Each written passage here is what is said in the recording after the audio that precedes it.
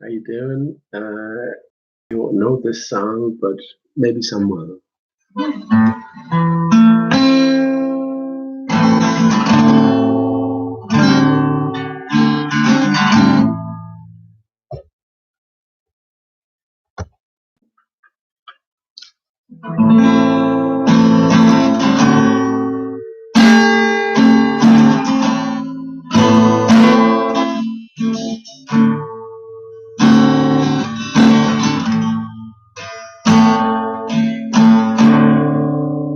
I said the first time you came into my head, I said I had a friend in you, even though learning's not the same for everyone. And if you said there has to be someone to hold you every day, someone to lead you, to make a fire out of the great confusion.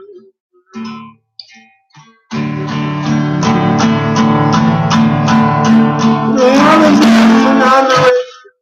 We got as far as we can go. Everywhere is emptiness. Everyone is loneliness. I'll help you if you want me to. I'll help you if you let me through, and I'll be the one you tell. Let it go, Polichinelle. Oh, my bloody girl, are you ready to believe it's true? Everything you love will lose. So only in your mind can you choose not to live again. You may find your smile tomorrow.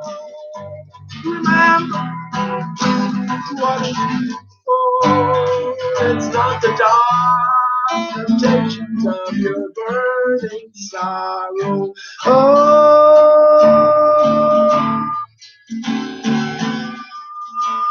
that's not great. We got as far as we can go. Everywhere is emptiness. Everyone is loneliness. I'll help you if you want me to. I'll help you if you let me through, and I'll be the one you tell. Let it go, Polichinelle.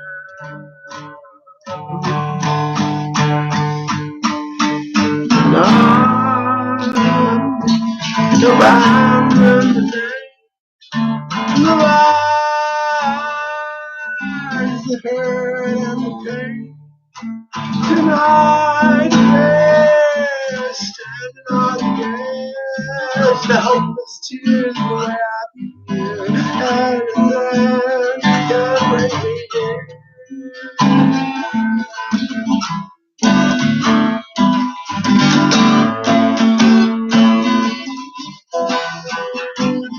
Yeah, there's nothing on the way. We're gone as far as we can go. Everywhere is emptiness. Everyone is loneliness. I'll help you if you want me to. I'll help you if you let me through, and I'll be the one you tell. Let it go, Polichinelle.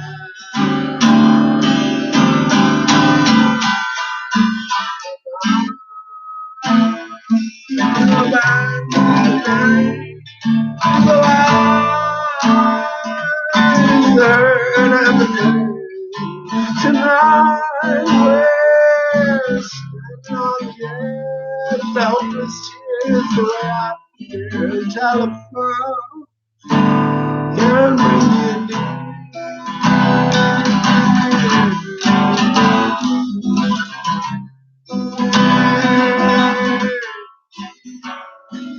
There's nothing on the radio. We've got as far as we can go. Everywhere is emptiness. Everyone is loneliness. I'll help you if you let me be.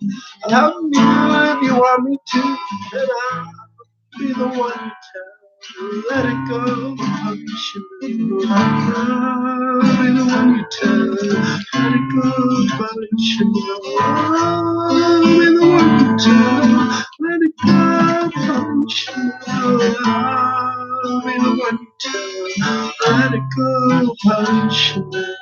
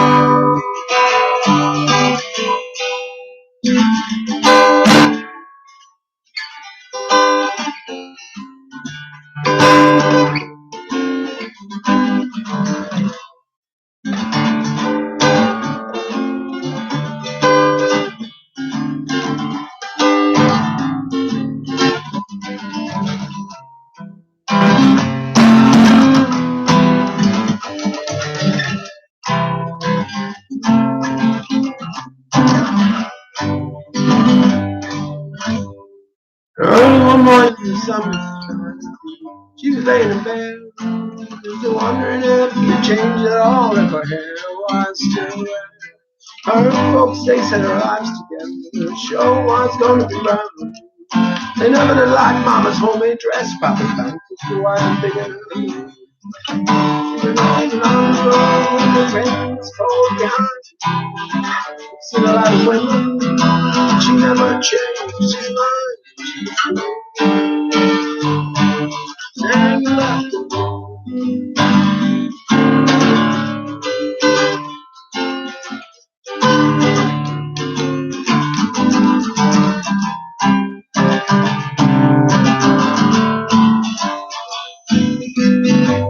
She was married when they first met, soon to be divorced. He helped her out of a jam, I guess, but he used a little too much force. They drove that car as far as they could, abandoned it out where they split up on the docks that night, both agreed that it was there. She turned around to look at him as he was walking away. I heard him say over her shoulder, we'll meet again someday on the avenue. And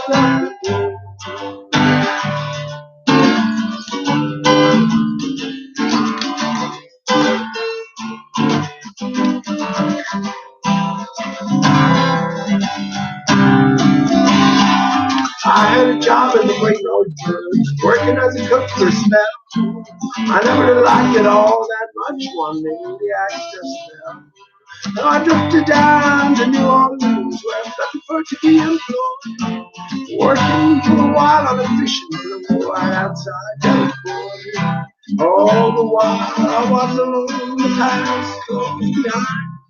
I seen a lot of women, but she never escaped my mind. She was still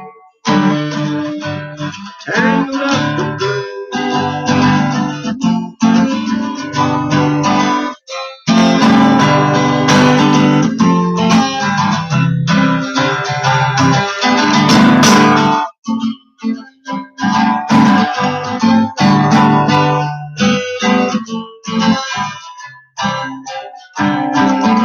She was working in a topless place, so I stopped in to review. I just kept looking at the side of her face in the spotlight, so clear. And later on as the crowd thinned out, I was just about to do the same.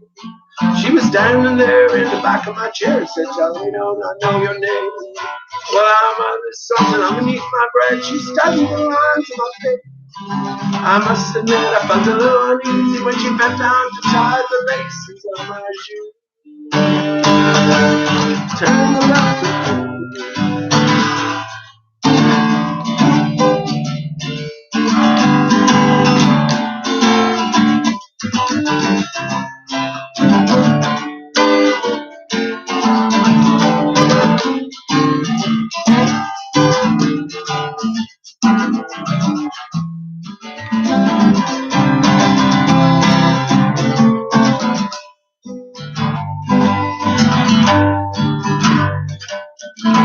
burner on the stove and offered me fire.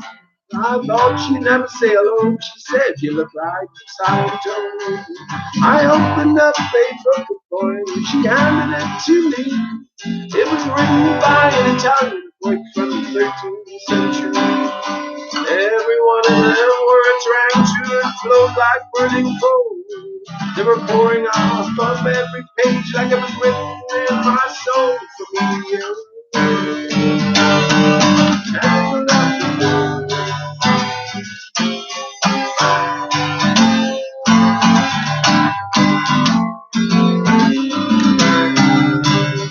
So now I'm going back again. Got to get the words somehow.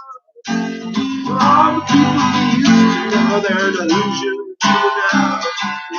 Somehow mathematician, others be doctors wild. I don't know how it all got started. Don't know what they're doing with their lives. Yeah, I'm still on the road. I'm heading for another joint. Well, we always feel the same. We just saw it from a different form. Tangled up the truth.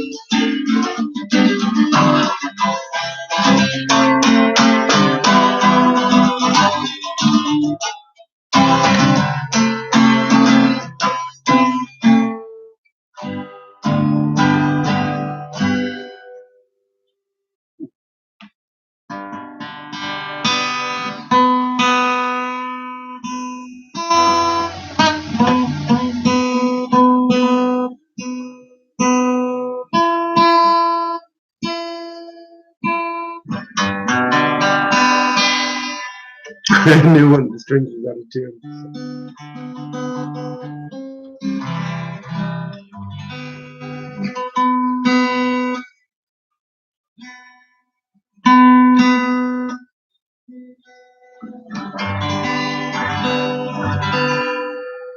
I give thee all I can, no more, though poor the offering be. My heart and to all the store that I can give to thee.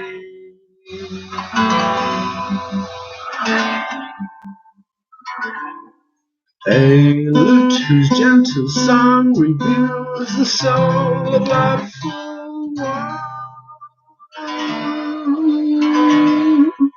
and better for a heart that feels much more than me can tell.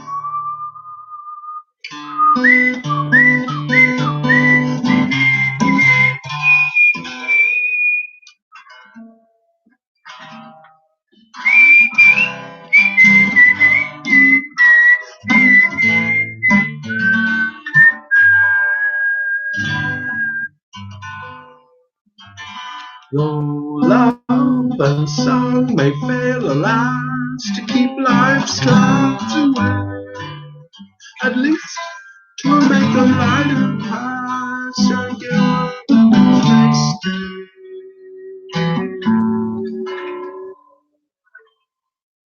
And even if care at moments flings a discord o'er life's happy strand, oh, let love but gently touch the strings, 'twill all be sweet again. Oh, let love but gently touch the strings will be sweet. Thank you.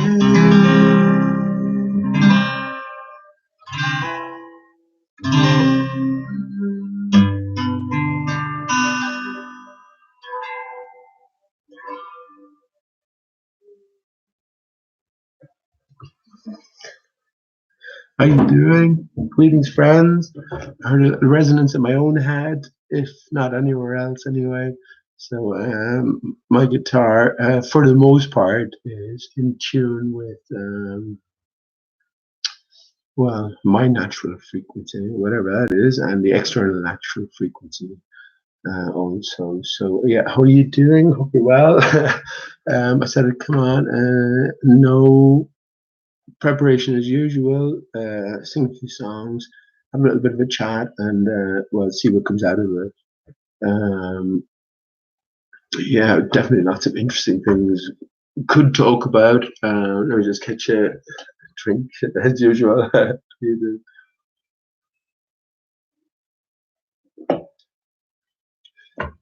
So we'll see what organically develops as the moments turn to other moments.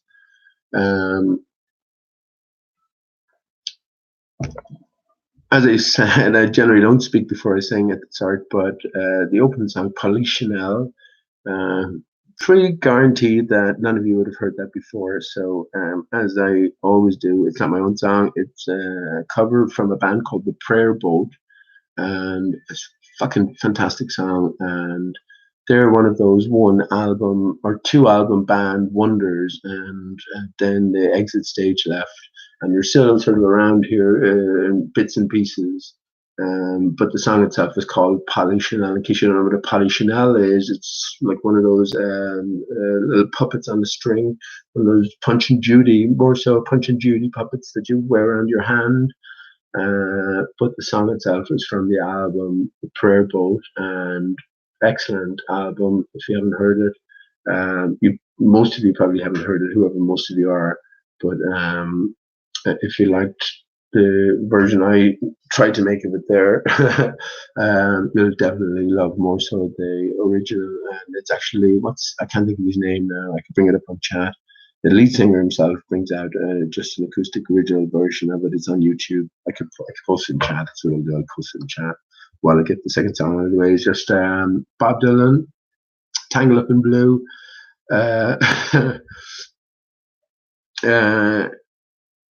Yeah, voice a little hoarse there, and a little bit of the timing off. I went wrong in the first verse.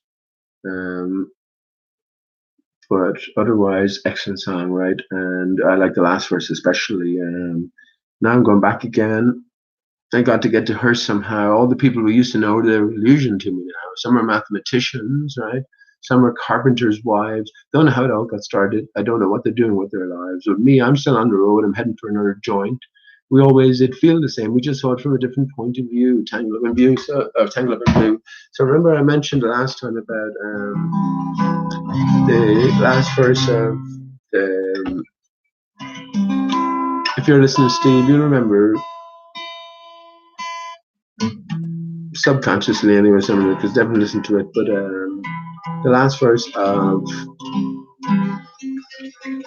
Simple Twist of Faith, right? So it's not faith, fate, faith, faith, faith, right? So very similar. But anyway, the last verse was an added version, so sort of a verse, extra verse thrown in. Bob Dylan was known for sort of rearranging or putting completely new verses to songs that he had penned 20 years previously and releasing them in a different sort of outlet or format. So one of the verses that he added to one of his most excellent songs that he did was people tell me it's a sin to know and feel too much within. I still believe that she was my twin, but I lost the ring. She was born in spring, but me, I was born too late. I blame it on a simple twist of fate.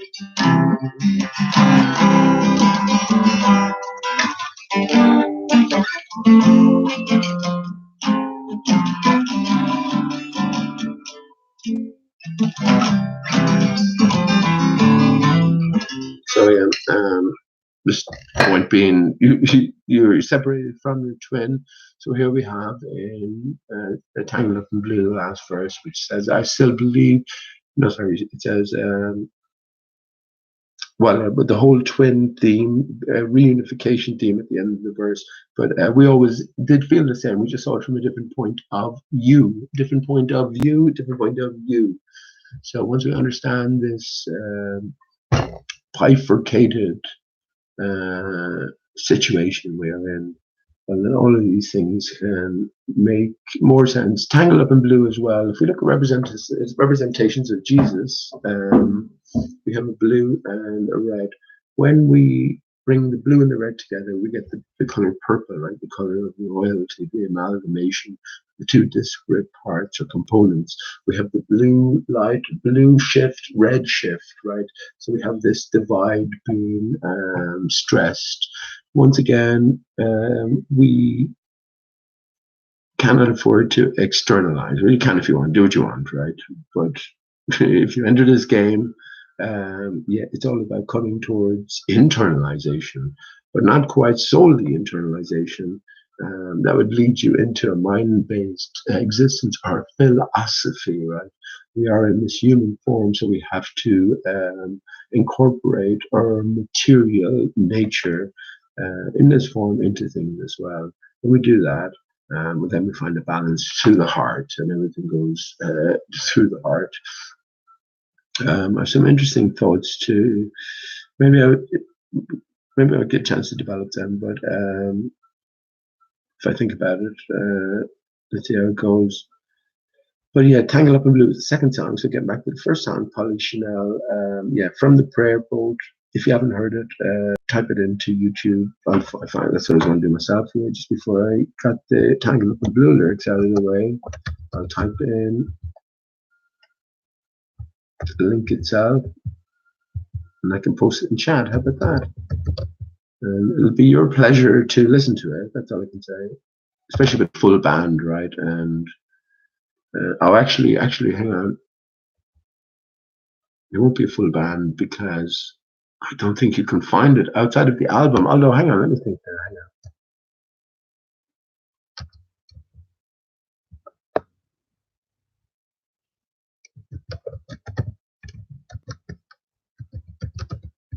Definitely have it. There's some version somewhere.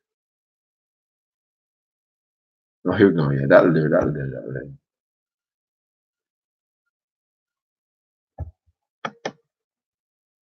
I actually wonder. I haven't listened back since I've been on just the YouTube alone, Go Live Hangouts. Does the sound come through? And I wonder, is there copyright issues still involved? I haven't downloaded OBS or whatever these things are. And I think back now, all these things are presented to us from the start as well. I remember back a few years ago, all the borders were sort of selling or heavily promoting stuff like OBS and Discord as well. So that sort of integration is, as I see it now, is long since in the wings, and we're being herded, corralled, said and led at every hand's turn. But all is not hopeless, right? All is not hopeless. There's a greater structure to all of this, and by paying attention, I think we were always meant to see through. So I'll put the link in the chat here. I should listen to that myself, actually.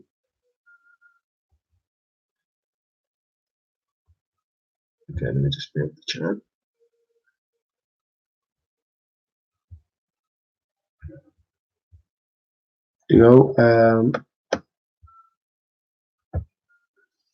Anyone interested in the original, and you probably haven't heard it before, so just do yourself a favor anyway, while you're in having a shit or something, the toilet's out, it on YouTube and see how it sounds.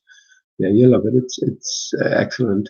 The way I look upon it now is that, well, there's different realities going on. So you're sort of born into understanding that there's different realities going on at a very early age. This is how knowledge is passed down. So I was born into the traditional setting.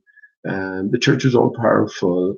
and on one front, and as I grew up, then more and more influence via, I'm going to say television, but outside influence. Yes, science became more prominent, so that clash is always within my personal brain, and I think that this is the same thing that applies to every one of us. I took someone there at the door because my mother's not back till tomorrow.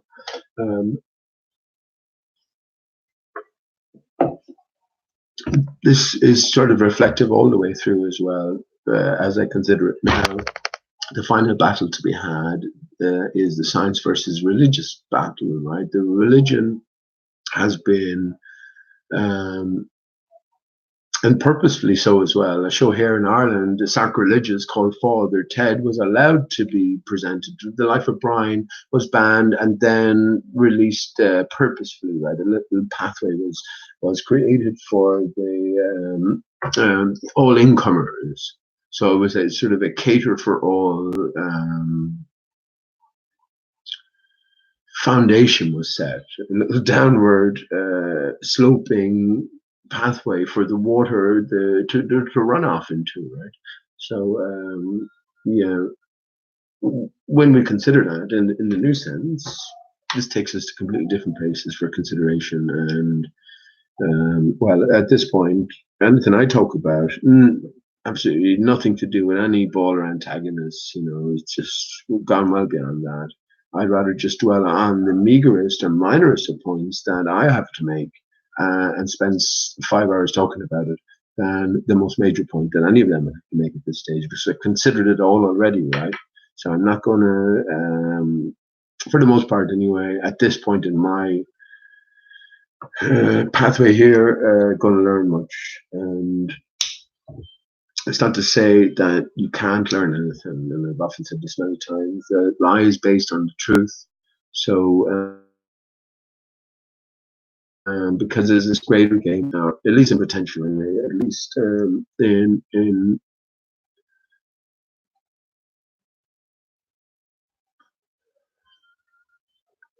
within the thought possibility, right?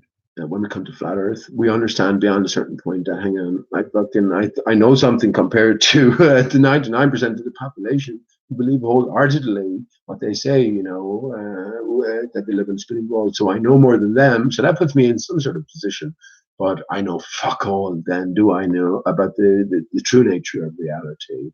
And yeah, that's what I've often said. Flat Earth is just the beginning, and well, the more I go on, this is what I think like the yin and yang symbol represents as well. The beginning and the end are one and the same. The sperm, that's my latest thought, the sperm and the egg are one and the same, just like the male and the, I don't know, I put my hands up like this. I don't know why I did that.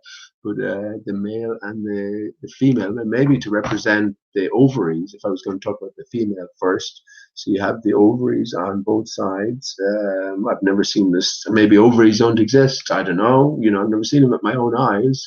But women exist, right? So, and women have ovaries. Apparently, is that a foregone conclusion then that ovaries exist? Well, anyway, but we have the ovaries and then the fallopian tubes down into the vagina and down to the exit, and then the male genitalia are the opposite, so we have the testicles and all the tubes, all the little more intricate inversions of the more massive tubes, leading to the penis itself, the extension or extended innards. That's the way I look upon it, right? And I think this is the starting point. So once you recognize that, then what else might be sort of being reflected? Is there a reflective point? But I think the reflective point is the heart center. Right? So, well, as I mentioned last time, I haven't sort of really thought too much about it, but it's a fascinating fucking area, I don't. I think it doesn't dwell, or it doesn't do to dwell too much on any one particular point. Just in my own brain, let it occur to you first of all, and then let it stew and see where it leads. Is there any clues for us that tell us that this is a viable relationship? Yeah, so with the brain, what's an inside out brain look like? Well, maybe your intestines or your guts, right? Maybe you have a second brain in there. And well, as I pointed out before, if you look at the dome shape of my head and took out my brain, and even if we united both sides of my brain, we still end up with a hemisphere. So we have to reunite on both sides. And well, how do we do that? Well, that's a different matter, isn't it? It's a different matter. So yeah, glad I went into chat. If you missed the start of it there, Mark Collard, how you doing, Mark? Um, so here we go. I can't give Mark a wrench without giving Midnight Gardener a wrench. Before you know it, everyone will have wrenches, but maybe that's fair enough as well.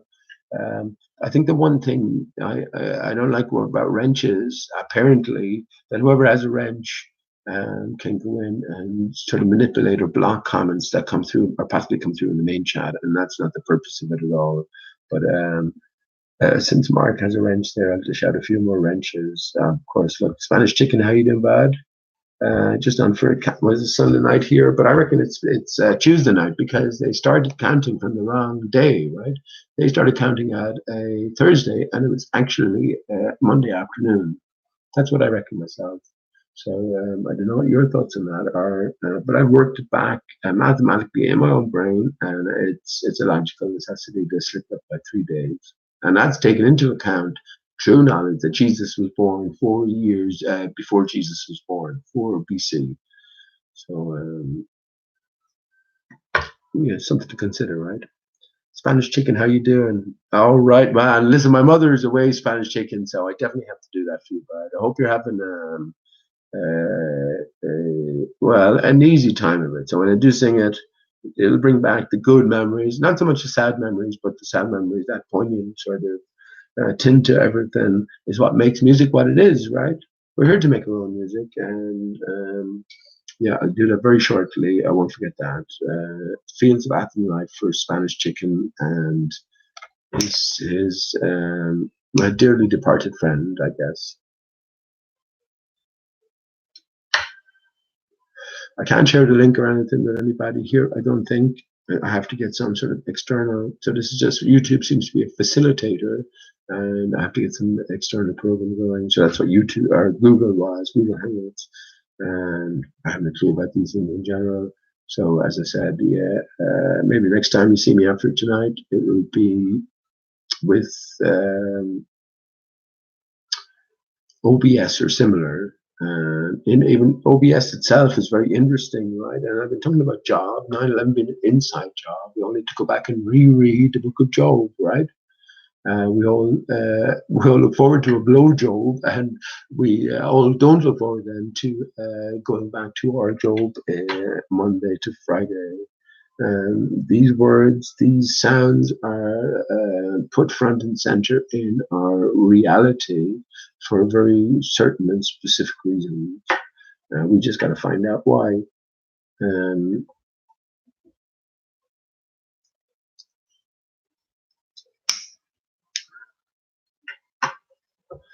so yeah, sorry. Let me. So how you doing, Mark? Again, how you doing, Minna Gardner? Mr. Cashiers. The Earth is flat. We inside computer war game simulation. Peace and love. All right, bud. I mean, anything is possible. Anything is possible. But if that's the extent of it, if that's your sort of bottom line, well, where do you go from there? Then that's the question. How do you live out the remainder of your life? Is this the way it's going to continue for, um, well, the duration? That's down to you to reckon, isn't it? And well, it's down to me to reckon as well. What the heck is going on? I pointed out about the date 1/9/19. That's my end date. If I have to live then, and that's to my Steve as well. I mean, if I have decided I'm going to live for the next 30 until I live out a natural life, then whatever I'll fucking do, I'll do the best I can within this false environment. I guess towards your happiness, my love, my Steve. And it's my daughter more than anything else outside of my son. And I don't have a daughter.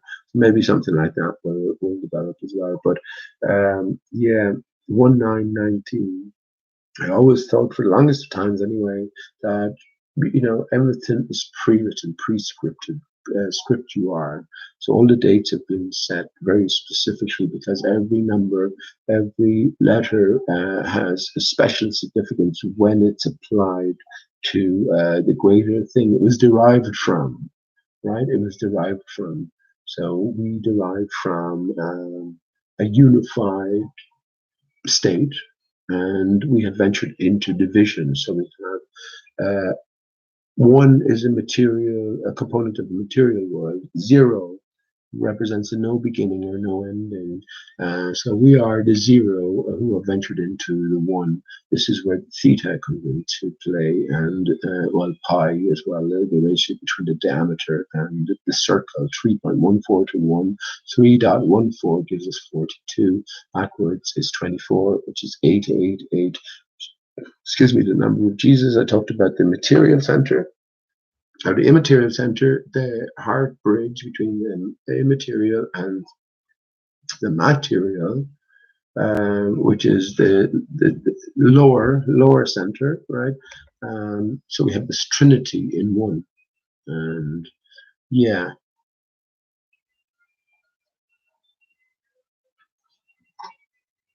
All of everything I say now is immediately dismissed by all ballers of all antagonistic kinds, right? They have to dismiss all of this.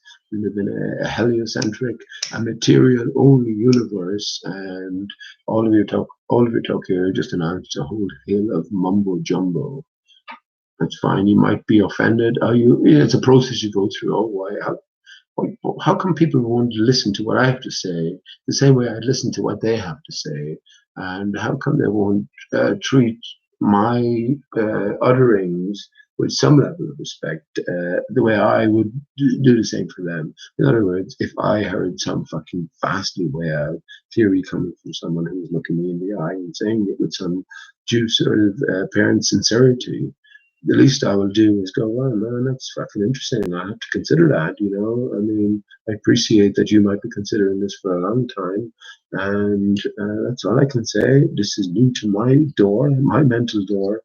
And, well, mad. Do you know what I mean? But beyond that, then, we have to recognize these sort of barriers. When you jump a hurdle, you're not going to go back and re-jump it it's as after falling over on the ground. You have to make a shit of it. No, you've done it already. But anytime you do occur, or it does occur, I guess if you're doing because of laps or continuous laps, just the way you made shit of the hurdle the first time, you understand the second time. Well, I don't have to make too much effort this time. I just already disposed of that. That's the same way that we have to sort of start to view all of these antagonists now that are before us in this arena. And when I say antagonism, I was just talking about the opponent's side, the baller earth antagonist. The flat earth side was also populated with antagonists. I call them hurdles. They're the biggest hurdles at this stage to any sort of progress. Collective progress, possibly. I mean, it's all part of it. It has to be a part of it necessarily because it is necessarily an individual's journey. But we were given facilitations to be able to share ideas and, to sort of ride on the back of other people's experiments, observations, etc., and incorporate them in our own noggin up here into our new way of thinking and into our new sort of venture into finding out well, what may be the true nature of this reality, because we know what isn't right. So what is? And when it comes to what is, well, as a flat earther here, and I know people here have been flat earthers. In my Midnight Gardener, you were there the early days of Pancho Pete's. That's fucking 4 years now. You believe that? Spanish Chicken is the same thing. You were there those early days, man, and probably before that as well. How far have we come, right? How do you see the arena yourself? And do you think there's any viability in viableness in the idea that all we understand that there are players put in place, but all for possibly, anyway, to entertain the thought, for good reasons. So as we become aware of the true nature of reality, it's only via encountering all of these obstacles that when we overcome them, that we can come to sort of a greater appreciation of, well, the true story in play here, right? And this is what it's all about these days, the true story. More and more, as I consider it, the clouds play a very, very fundamental part in all of this. Remember, we have this very specific divide, earthbound and skybound, right? The clouds are part of that. Outside of the clouds, the sun doesn't give us any great realizations, in the sense that it's just a bright spot and it takes up all of the sky when it's in proximity. But yeah, we can look to different components. We can do sort of effects, or effects are quite the word, artifacts. You know, that's a good enough word. Artifacts of the sun itself, this core energy. And when we do that, then, well, we see no better no better illustration, I guess, of energy interacting than when we first of all observe the cloud repeating patterns. We observe the circular banding formation to all clouds, just ever decreasing and increasing circles depending on how you're looking at it. What you have to sort of decode is, first of all, well, you have to clean your mind of, well, not clean your mind of it exactly, you have to sort of flip it around. Cloud formations are chaotic for the most part, according to mainstream science, right? So absolutely the opposite is happening. We have this circular banding formation, and your first step is observing this as an individual, paying attention. Once you do that, well, you'd be where I was about 2 years ago, right? And now you start to pay attention to different areas, and, well, see how they gel together, or, you know, I can formulate your own thoughts on how they may gel together with your new way of thinking, the flat Earth way of thinking, limited way of thinking as well. By the way, again, everything just begins at the flat Earth door; it doesn't end. You just left the door of illusion. You just sort of climbed out of the rabbit hole, in a sense, or peeked your head up out through it. You're hoping, sorry, I'm hoping you come to understand that everything is metaphor, everything is representative, allegorical. Well, just as I say that, I'm going to have a toilet break at the back, and that's definitely going to be real. And that's no apology for that.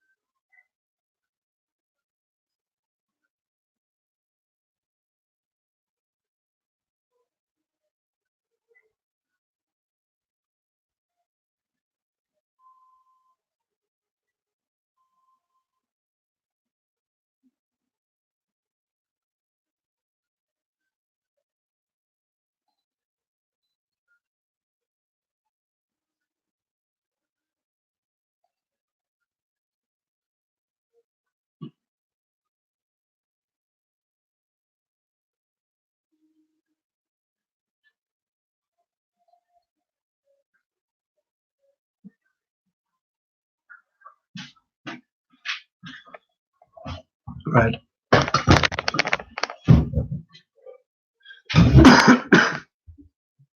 Go and have a look at the moon tonight. It's fantastic. The moon now tonight will be located towards the Tropic of Capricorn. So the moon does a very curious thing.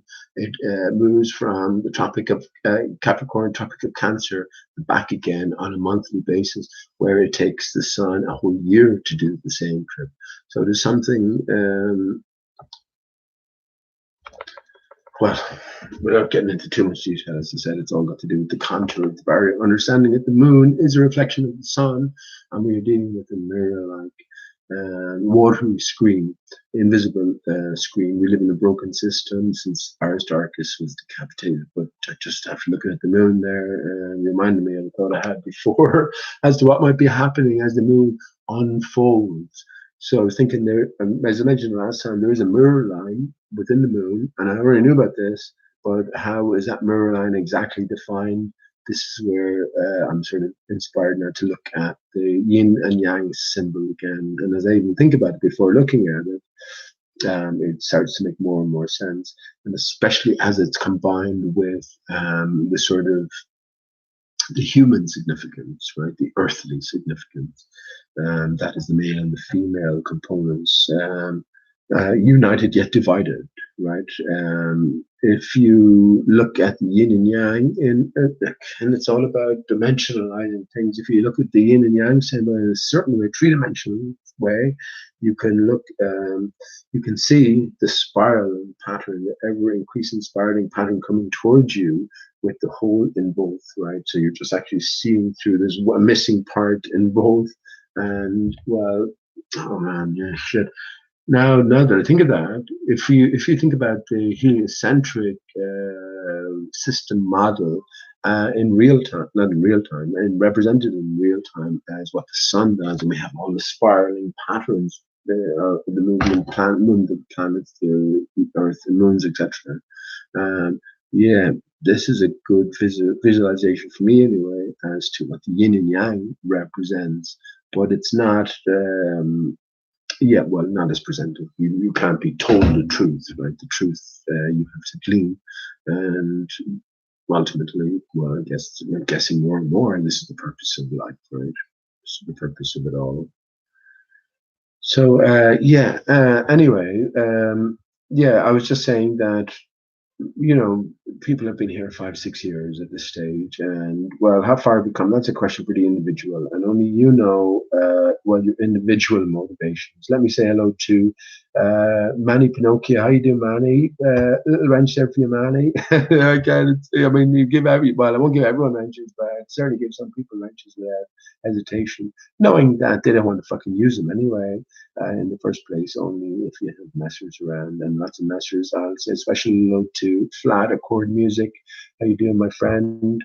Um, yeah, well, actually, I'm going to be here a while, so I'll play Fields of Latin Ride for Spanish Chicken, but after that, then the next break after that, I'll definitely put on Flat Accord Music Bam's song Soulmate. I was actually talking about Soulmate, not particularly your song, fam, but just Soulmate itself. That you soul is soul. We know that soul. We are imbued with soul after we're given imbued with the breath of life.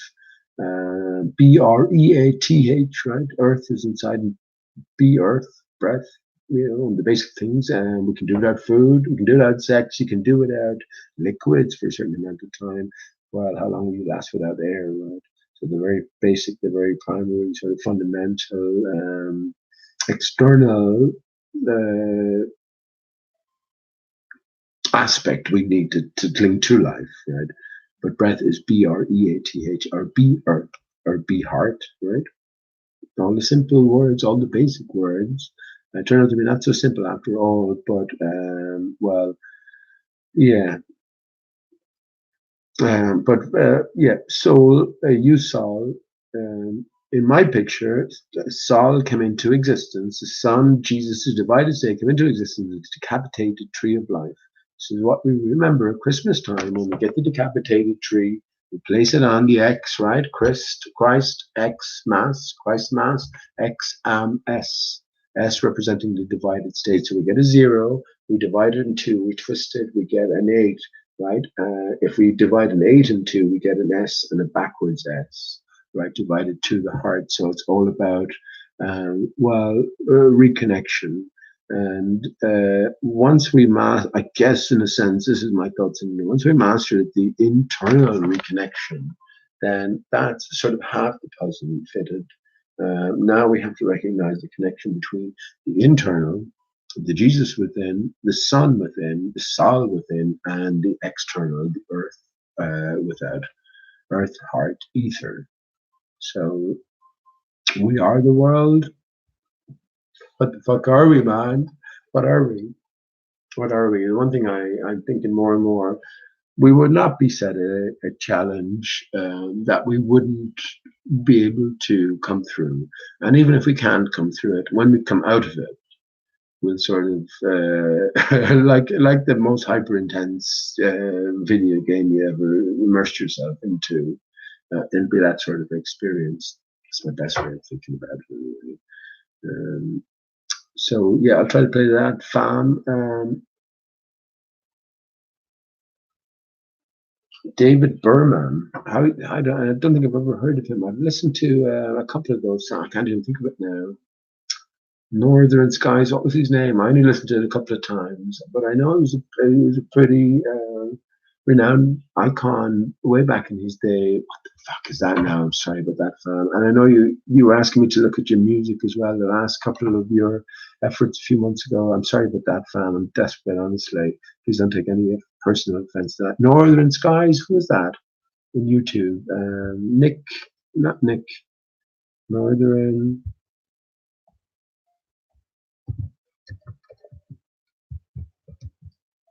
No, that's not coming up now.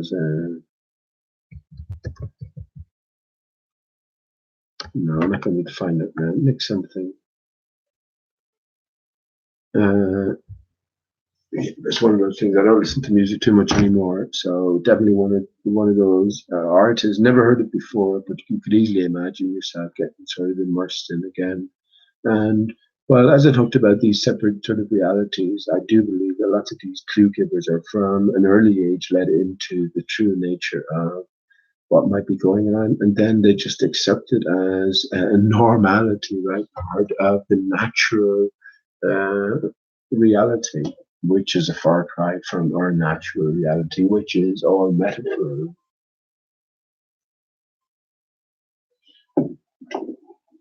Oh well, that's two requests. I can do that. I'll do that actually, Tom. I will sing Wonderwall.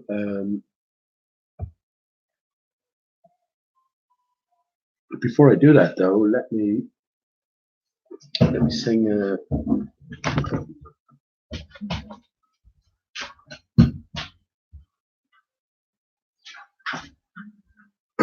What does Wonderwall reference? That the what do you call it? The Oasis kept fucking the Beatles alive, right? But what is a Wonderwall? What's a Wonderwall after all? Was a line from the Travis song. Well, they talk about the ice wall, right? The ice wall and the confines of the earth. My own thoughts on that are we have a permeable barrier. It's all a construct, first of all, but we have a permeable barrier, and where the barrier meets the land, meets the waters beyond, we have this sort of seepage or soakage through, and all the way around the Earth's confines, based on the proximity to the sun's influence. Well, we have this spillover kept frozen, kept over, or certainly kept at bay by the sun. So I think is happening. But once again, yeah, we're living in a broken system, a system that has strayed from the normal or natural, whatever the fuck you want to describe that as being. I think we haven't got the mind. We have the heart, but we don't think we have the mind to comprehend the true nature of things. Quite yet. It's not that we don't have the mind. Well, it is. Yeah, it is. It is. We don't. Uh,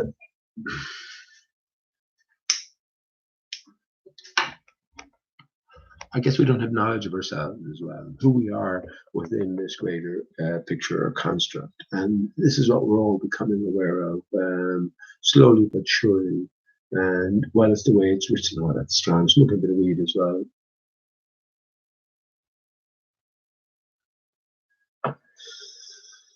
So let me just bring up the lyrics for Fields of Athenry, and then I'll go to Wonderwall. I think I sing that in D.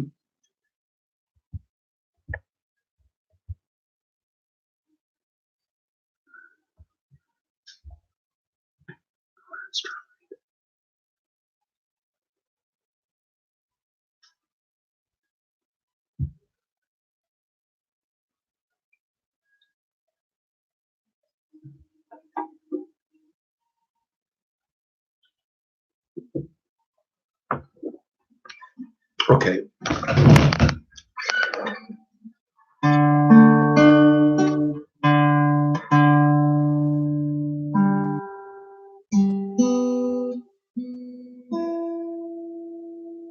Okay,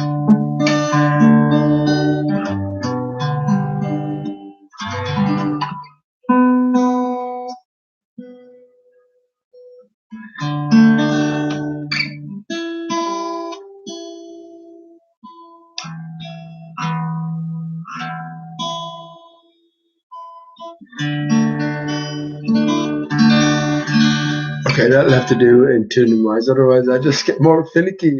I think, like as I said before, let's say the A is tuned to 432 hertz per second. Well, vibrations per second.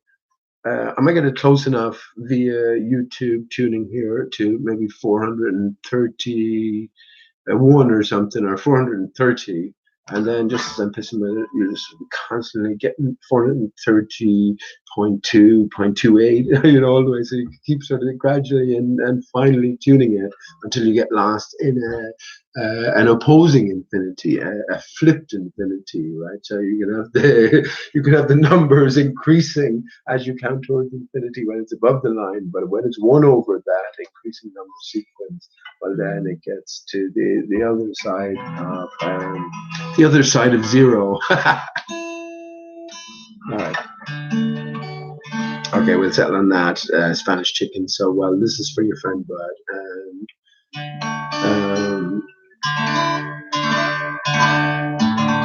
This is what music is all about. I think when we have a love for certain music or certain song, that it's because it evokes a sort of particularly poignant remembrance or memory. So here we go.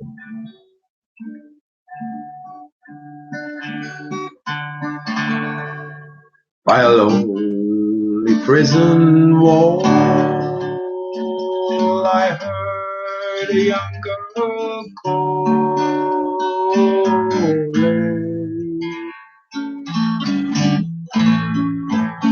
Michael, they have taken you away, for you stole Trevelyan's corn, so the young might see the morn. Now a prison ships lie waiting in the bay.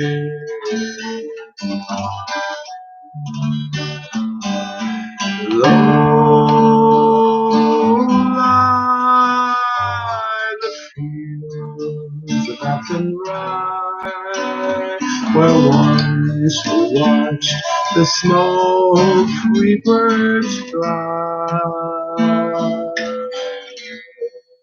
Our love was on the wing, we had dreams and songs to sing. It's so lonely around the fields of Athenry.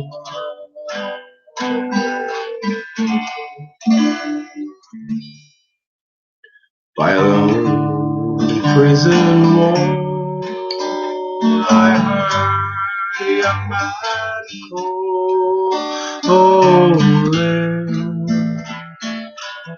Nothing matters, Mary, when you're free. Against the famine and the ground, I rebelled, they brought me down. Now it's so lonely around the fields of Athenry.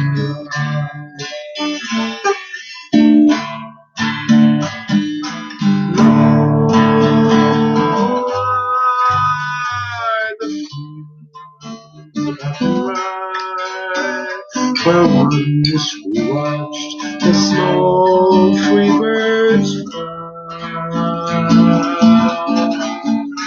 Our love was on the way, we had dreams and songs to sing. It's so lonely around the fields of Athenry.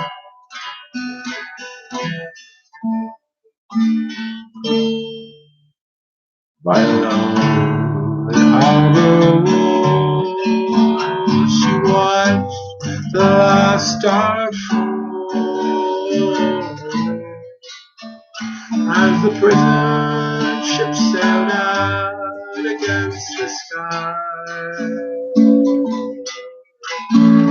Sure she'll live and hope and pray for our love and Bodney Gray. It's so lonely round the fields of Athenry.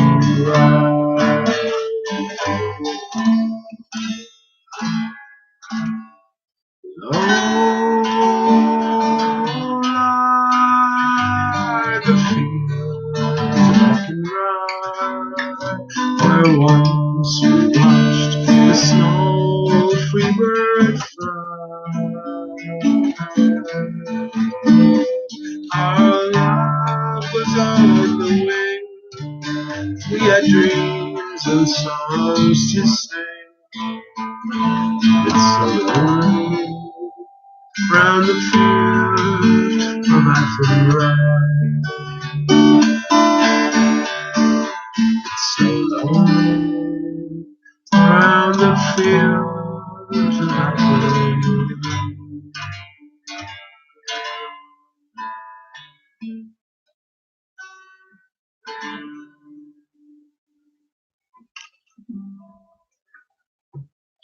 Very sad song, actually, and I don't mean it to be Spanish chicken, but I'm sure it brings back bittersweet memories for you. And I always viewed the song in relation to, well, not always. I knew there was an initial traditional song, but the Irish soccer football team adopted it, and they always sort of quickened it up, and I think by quickening it up, so it's like, low, let's sing it, low, lie the fields of Athenry, where once we watched the small free birds fly. Oh yeah, go your fucking bollocks, where our love was on the wing. That's a sad song. That's about a dad during the famine times robbing some bread or corn or something for his children's survival, and getting sent off to faraway lands like Australia or something. So it's a pretty sad song. So you can't have it both ways. Now that I think about everything for a reason, right? Everything for a reason. That sort of fucking control is everywhere. Everything is hijacked, co-opted, and, well, I'm going to say mirrored in a big sense. Maybe needs must be the case. It depends on what you yourself make of this greater picture here. Who is this greater force that's controlling everything? And, I have my own thoughts on that matter.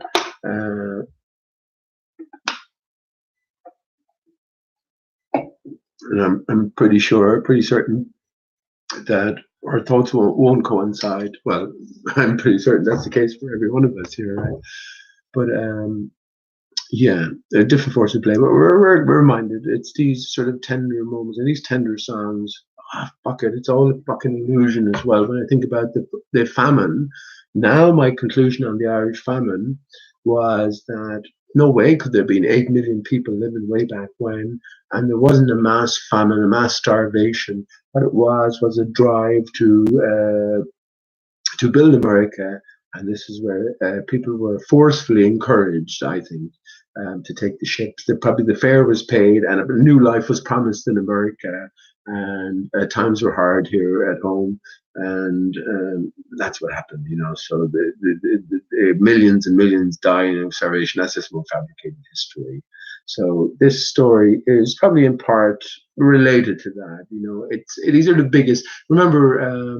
Not Spanish chicken in particular, that's just particular memory for you, man. But I think before television, before newspapers or whatever, and these instruments of mass persuasion, well, we had music, right? Or we had art, etc. And yeah, it's the same story in play. It's for me, it's all a construct. I just the more I look individually, or not individually, individual cases, the more I look into it, the more fakery that leaps out. So after a while, it's like auto hoaxing, isn't it? After a while, you hear another a headline story giving the usual spiel. Usually, especially American news, we have a single shooter doing the impossible with his six shooter. So you just got fuck that. And even if you're wrong, then well, so be it. But you've been right about the rest of them that you did choose to look into. But yeah, after a while, it sort of becomes like that. And I'm not sure how healthy it is. I'm not sure what is healthy or not anymore. I don't know how to look at anything really.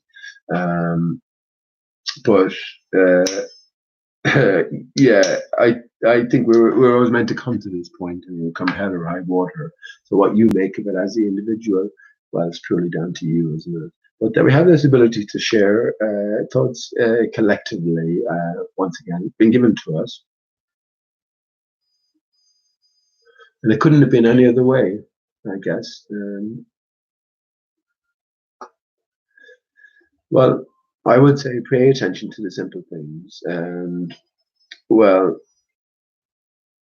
I'm just trying to think of another song now. I was just going to sing, because I could sing a few songs. I still have about a can left here, and a joint or two.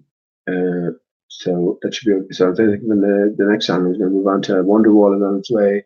But yeah, all of these different influences, for the most part, if they made it to sort of the top and that upper rung, upper echelon, well, at some point they will be, even if they start off innocently and talented, like they will be led into the greater game, I guess. That's my best guess about it.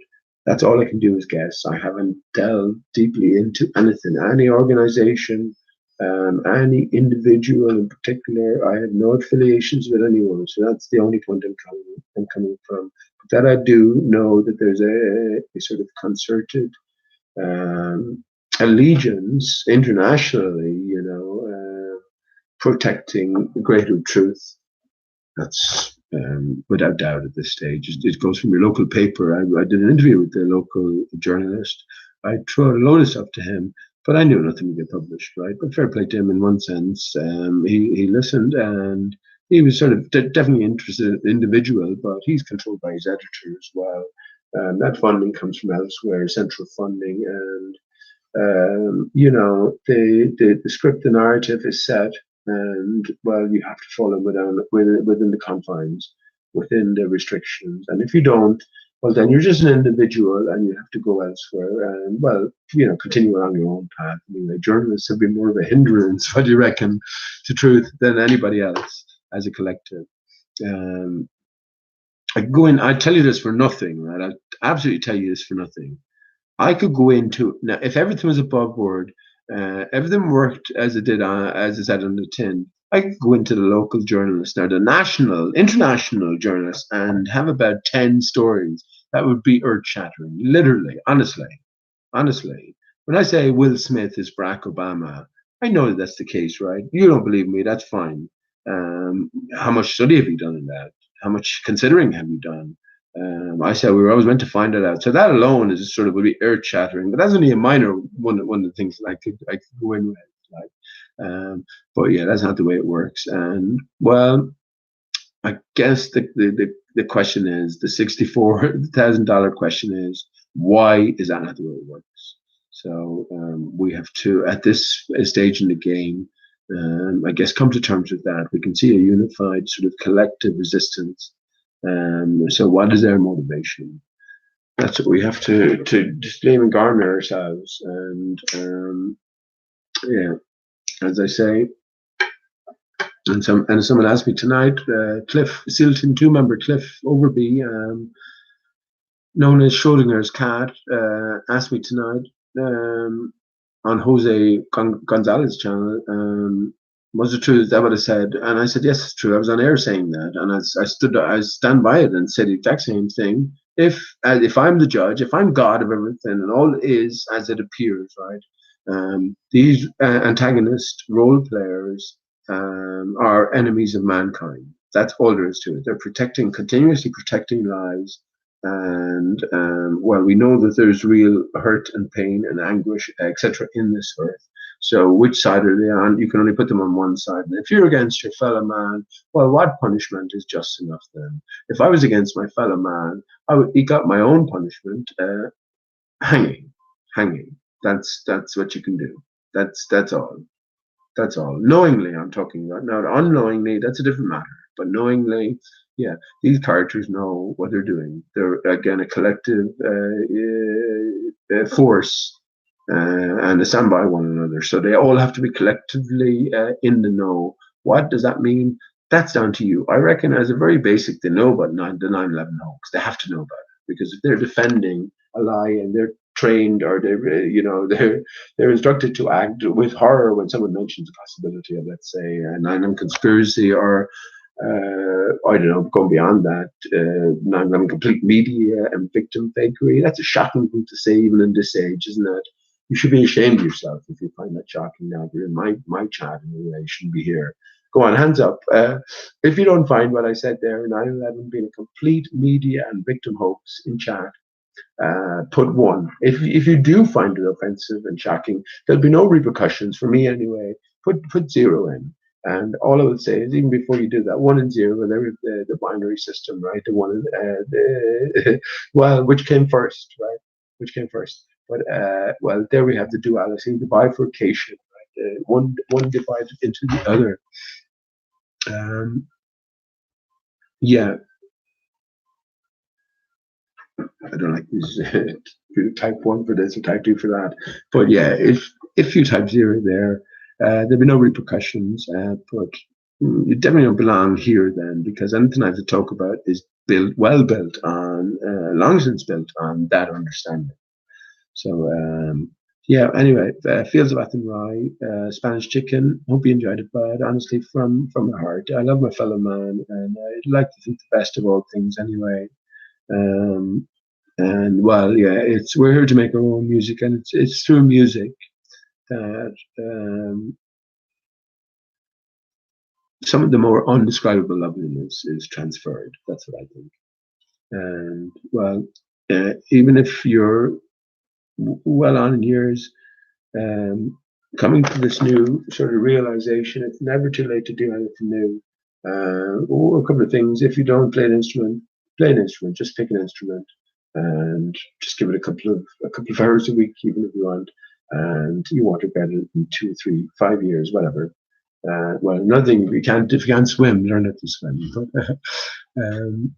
Okay, that feels about the right. So I'll bump straight into Wonderwall. Tom, do I need to bring up the words for that? I might as well. I know the chords, I think. We play a few songs here tonight now.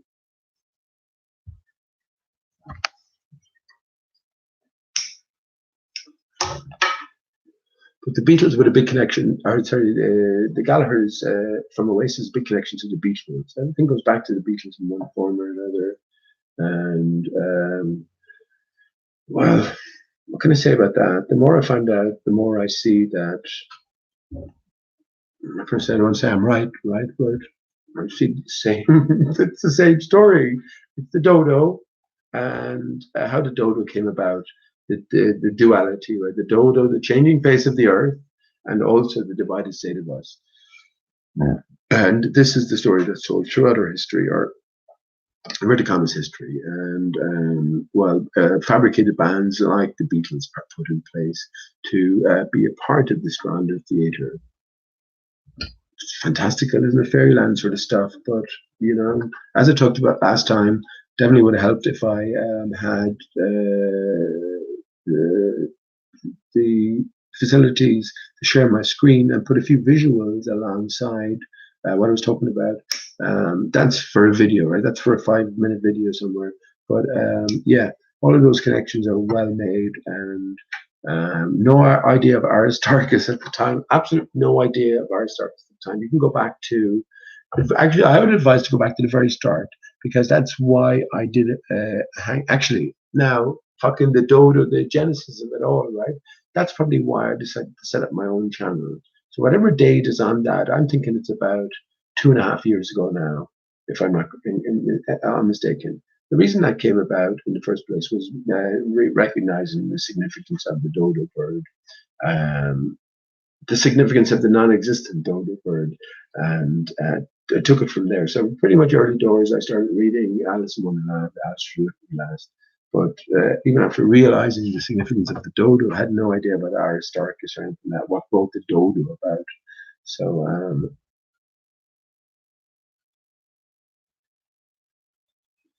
oh man, and I'll have to get. I meant to do it today. Actually, get a start on. I have what's the program I have here? Windows Movie Maker. And thanks to Sandra for yeah for giving me a link for that because it's a rare sort of commodity. So just my idea, if I'm going to do anything, it would just get a load of still shots and present 5 minutes worth and present a narrative through it, then which I can communicate via the textual additions and the imagery presented as well. So I could have so many potential 5 minute videos in mind. Imagine I put out a video, for instance, talking about the connection. That'd be just one of the videos. The connection between Paul/Fall McCartney, Michael Jackson, and Thom Yorke, and the dodo connection between the three. That's a recognized sort of connection. Well, more so with the other two, Michael Jackson and Thom Yorke. Paul/Fall is the original dodo, so less so through him, but I could expand upon that as well. So yeah, and that would just be a sort of, it would be almost a by the way. But I definitely could do that. Let me sing Wonderwall anyway.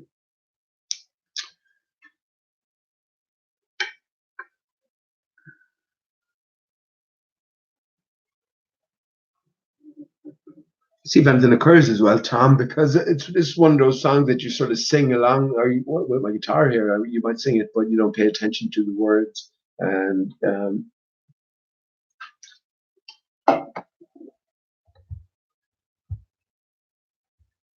okay, let me just see where I need to.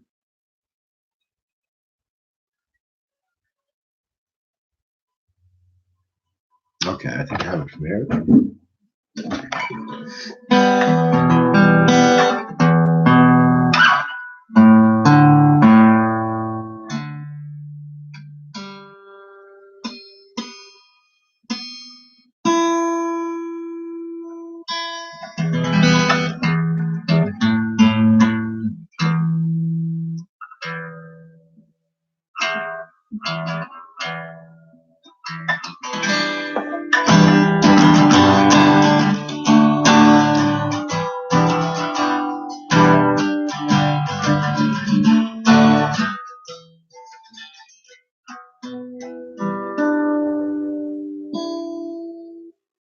I'm just gonna.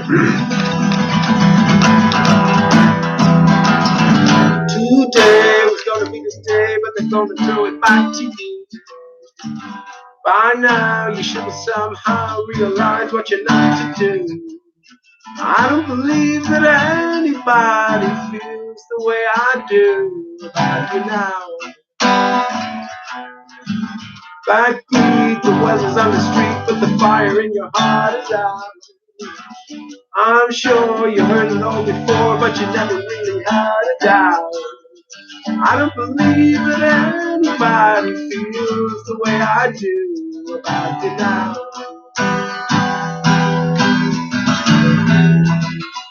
And all the roads along the way were winding, and all the lights that led us there were blinding. Well, there were many things that I would like to say to you, but I don't know how. I said maybe you're gonna be the one that saves me. And after all, you're my wonderwall.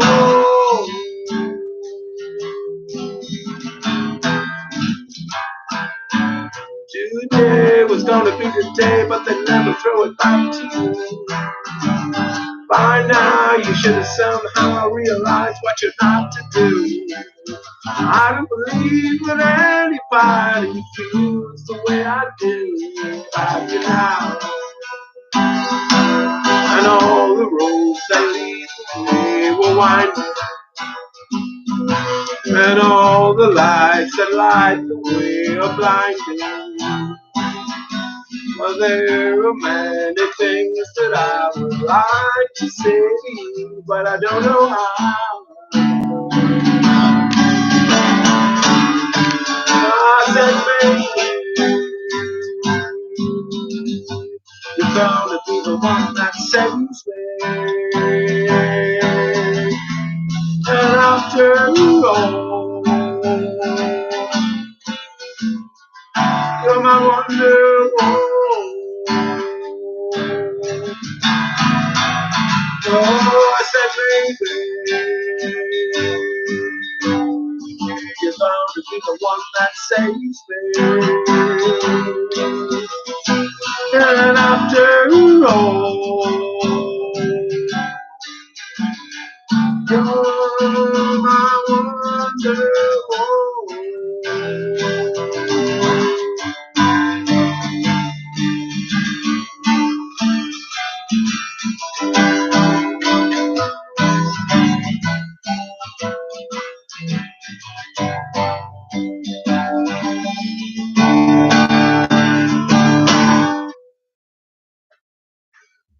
Okay, sorry about that, Dom. I sort of bluffed it a little bit. I forgot the chords a certain way. I don't think I ever practiced that actually. I always just learned it in its basic format from hearing it. So definitely missing out a few chords and a few bridges there. But a line that struck me here: all the roads we have to walk are winding, and all the lights that lead us there are blinding. Well, I talked about light itself, the word light. So be careful of the false light. When we come to a certain point, we understand that we see via a certain sort of process or mechanism, and what we would consider light is not the true light. That's not the true light, because what we consider light comes from or is on the back of a broken system. So this is why we think we have to be very careful about how we view Jesus in terms of who we worship and who we bow down to as well. This is the last, I take it, the last line, one of the last lines anyway, in, I'm not going to call it the deception, on the road to realization. This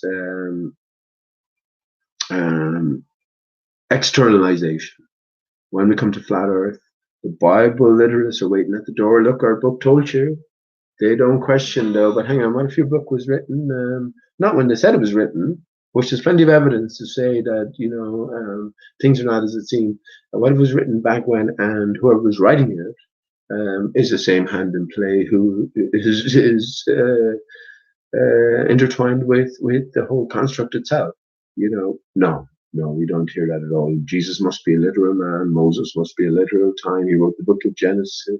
Blah, blah, blah, blah, blah. Go and tell me fucking the story of Job is a literal story. Get the fuck out of here.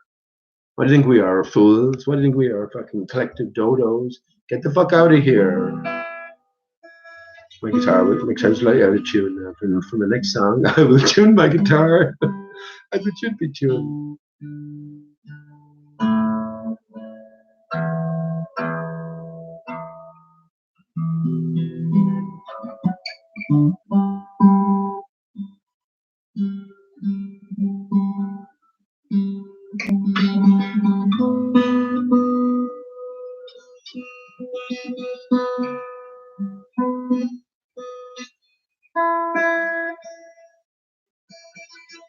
I'm working on a song at the minute, fam, but I'm just fucking, I don't know, I'm lazy. I'm not I've never in any rush to sort of get anything out. What's the sort of purpose? Anytime I write a song, it's just sort of something that's I pick up my guitar and just start out with that intent. And I can write some songs, and I guess like My Heart and Lute, that came to me so quickly, right? Just the music itself, but some other songs, I could just tip at here and there and remember to get back to it, and it could take me months to go through, you know.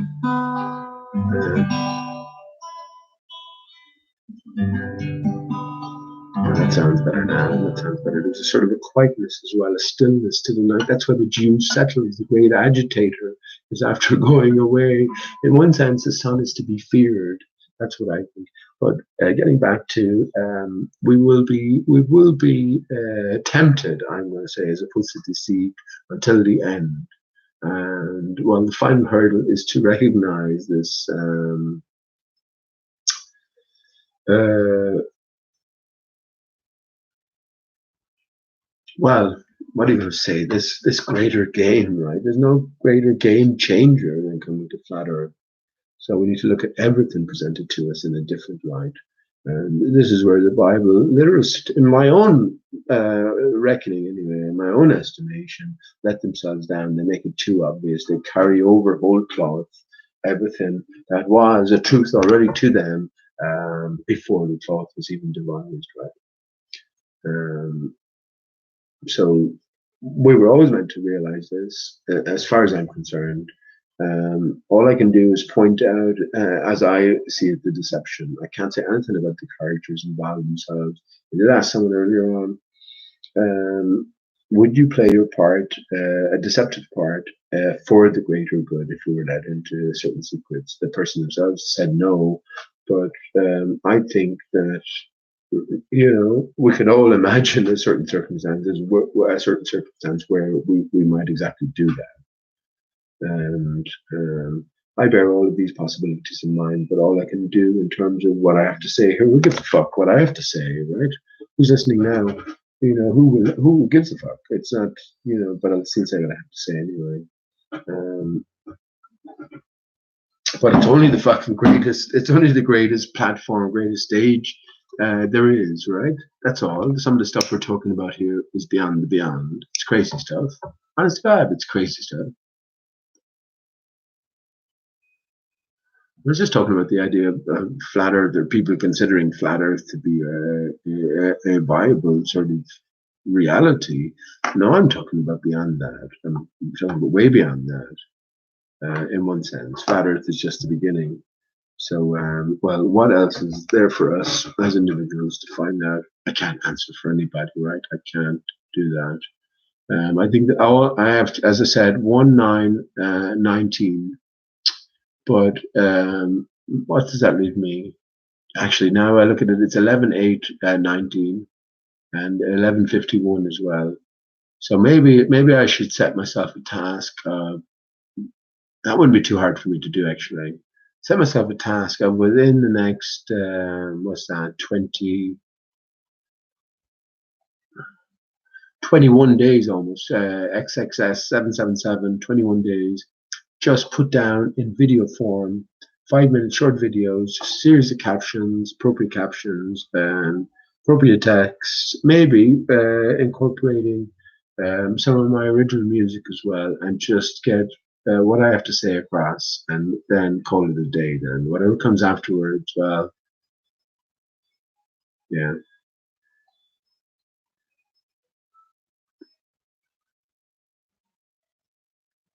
Well, I was just thinking, come on, I could do a video on this as well. The mirroring line on the moon. So I've already talked about how all the craters are just an expression of this one crater alone. But because we are dealing with a sort of a jumbled, a confused, a whole of mirrors-like expression of it, that's certainly not the way it seems. But once we can unravel it, this is what it comes back to. But that's again one of the very early stepping off points. So accepting that, where does that lead us? Well, identifying that the crater itself, coming to understand why creator is called creator, and recognizing that yeah, there is only one out of many, one e pluribus animum, right? Um, yeah, how all of this ties in. But yeah, is there another video regarding that and this mirroring line, and now how? Sorry, yeah, not only that the craters are all a sort of a reflection of one another, but the moon itself, there is a mirroring line that runs through the moon, and how the yin yang symbol itself will encode that. And I'm pretty sure that that will be the case. I won't put too much time into it, but I certainly could craft some sort of a 5 minute video going through the basic points. Remember about, was it when I started my channel, about 6 months in, so probably about 2 years ago now, I found the Milky Way on the moon. And that was the start of a whole different adventure. That told me that we were dealing with a reflective sky. Now, my bottom line is the sun reflects the rest of the sky. So, in its immediate vicinity, if you want, in its immediate sort of spread, we have the barrier acting like a shade, a light shade, and the sun has its throw then. This is what those underneath experience as visible light, but those beyond the visible light will experience the rest of the sun's throw in the form of the rest of the night sky. This is why the sun, Lucy in the sky with diamonds, is the primary reflector of all that's going on above us. But there's more to that story because the sun itself is not just something by itself, it is a primary reflection of Polaris. And well, that's not going back to grassroots as well, because Polaris itself is a primary reflection. Polaris travels in small circles on a nightly basis, and that's because Aristarchus beneath does exactly that. So the rest are effects, and they are following the pattern set by well, the source, which is as it's written, Aristarchus, the decapitated tree of life, aka Mount Meru, Amarukar, Amaru go round. Meru, when we look at the word, is me, are you. What applies to me applies to you. If you're a male, then you're divided from your female counterpart. If you're a female, not sure what's going on. I've had some more thoughts about female and the female exemplifying. It's all about temptation, right? And the biggest temptation is the temptation of the flesh, right? That sexual desire. And it's not something to be sort of ashamed of. It's something to be, I guess, accepted and almost embraced, right? It's a part of us. But once we understand the greater composition of us, we can understand why this drive is there, because we have been short-circuited. We have been short-circuited from our counterparts. So this whole re-bridging, right, this reunification, repairing is a constant theme throughout history, or at least throughout all of the stories presented to us by the same hand. And well, where does that bridging reunification begin? Well, within. All things begin within, and then we see how it extends externally. And yeah, where to go with all this, right? Where to go with all this? I mean, I'm not just because I have a few drinks now or whatever. I'm not just saying this. This is my thoughts all along, right? Because I'm reading the script, I'm paying attention to the external, I'm paying attention to my thoughts, and sort of putting these pieces together, you know. And as I've said so many times, they're there for all of us to piece together. It's like a crime novel. There's a certain a sequence or a course of events or experiences you have to relate to before you can move on and put the greater sort of story together. That's the way I view it. If you think I'm crazy for that, that's fair enough. But I'll ask you, who are you? And what, at least, you might be entitled to say that. Let me hear your story, and you know, will I call you less crazy? I wouldn't call it crazy in the first place, because every man has his story, right? This whole fucking thing is crazy beyond beyond all limits. It's the only way you can put it. No matter what way you turn your head, if you're a globe Earth acceptor, spinning ball Earth believer, a heliocentric Big Bang man, this is crazy. This is a crazy worldview presented, crazy paradigm presented to you that you've embraced wholeheartedly. So even if it's true, it's still fucking crazy beyond measure. So you know, anything's going to sound crazy, no matter how you try to to sugarcoat it or to make it more palatable. It's just crazy beyond measure, which is probably a good thing when we come to flat Earth realization. Right? No more the pointlessness. But that leaves another then. What's the opposite of a void? What's the opposite of a void? Now you start thinking about. I was thinking about. You start thinking about eternity. Like fucking hell, you live forever. So what does that mean, man? What would you do if you lived forever? One of the things you probably do is experience. Well, you'd have time in your hands, right?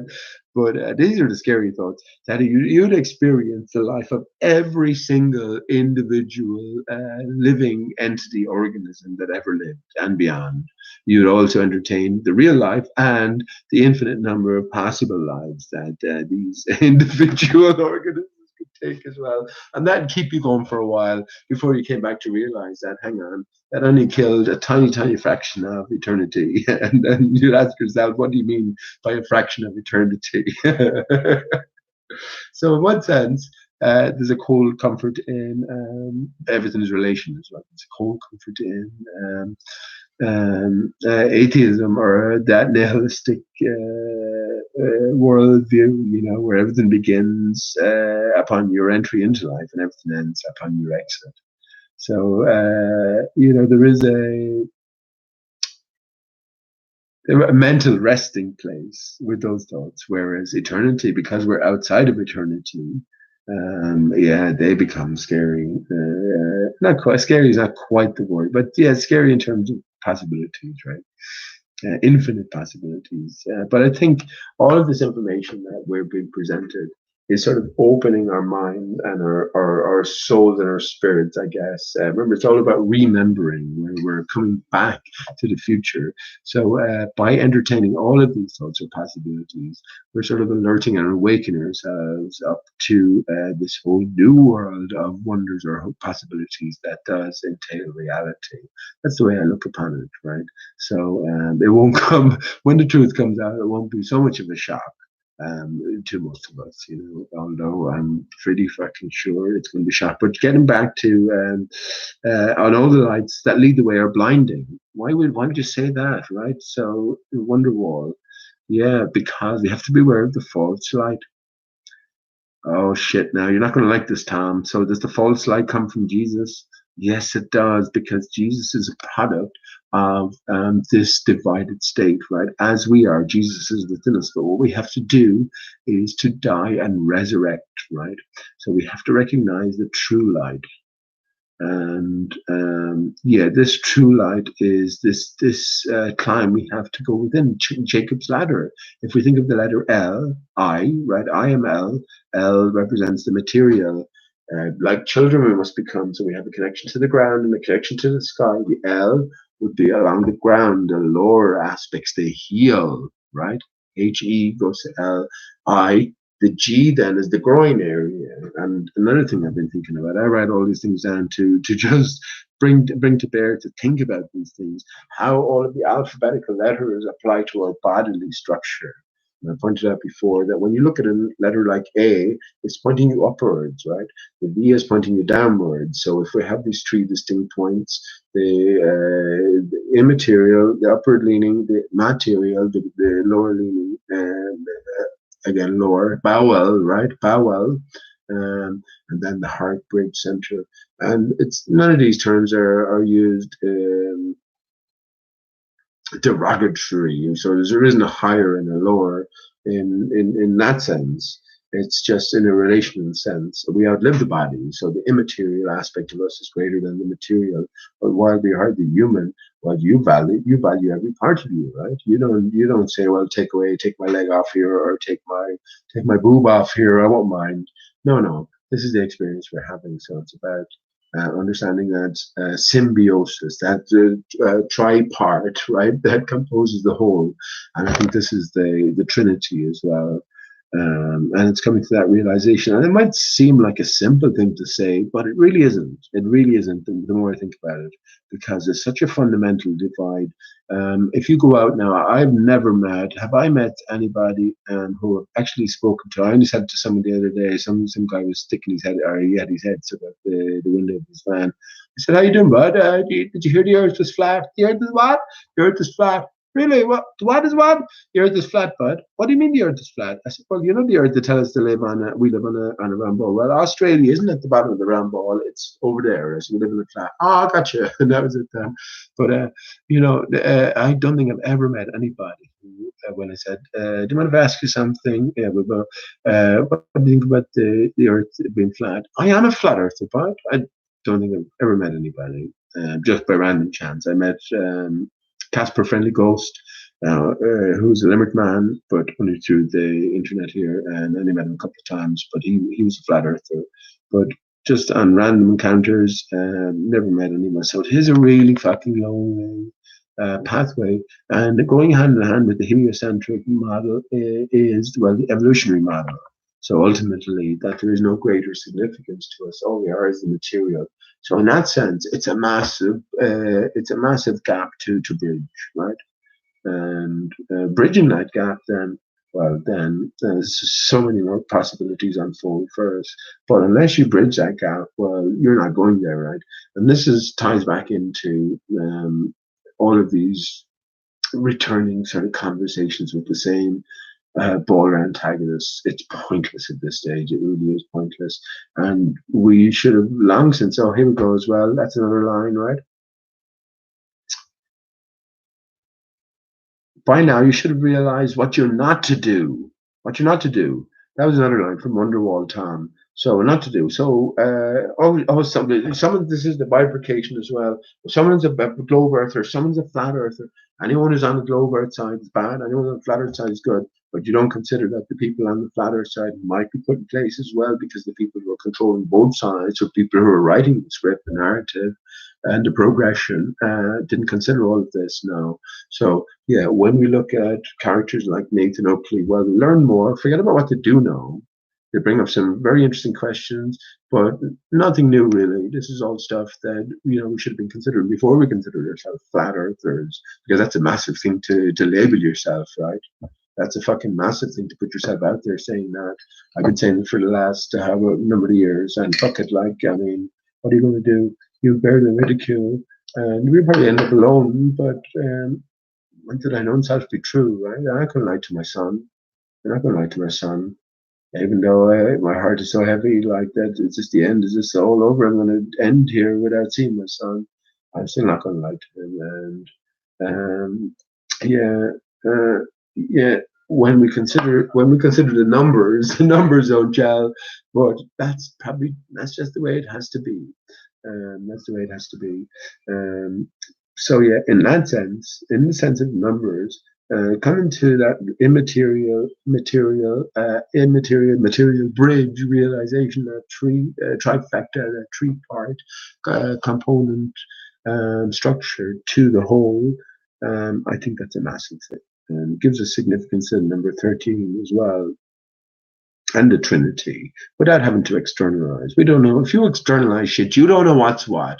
You're crafting fucking idols. That's all you're doing. If you accept now in your heart that Jesus, as presented to you, was a literal man, and you've embraced it with all of your being, so you've just crafted the most perfect idol you could ever craft for yourself. So well done for that. Well done for that. And for me, you have to be kidding yourself. That's no disrespect for you. That's no taking away from the genuine love you have for your fellow man, or for truth, or for justice, or for goodness.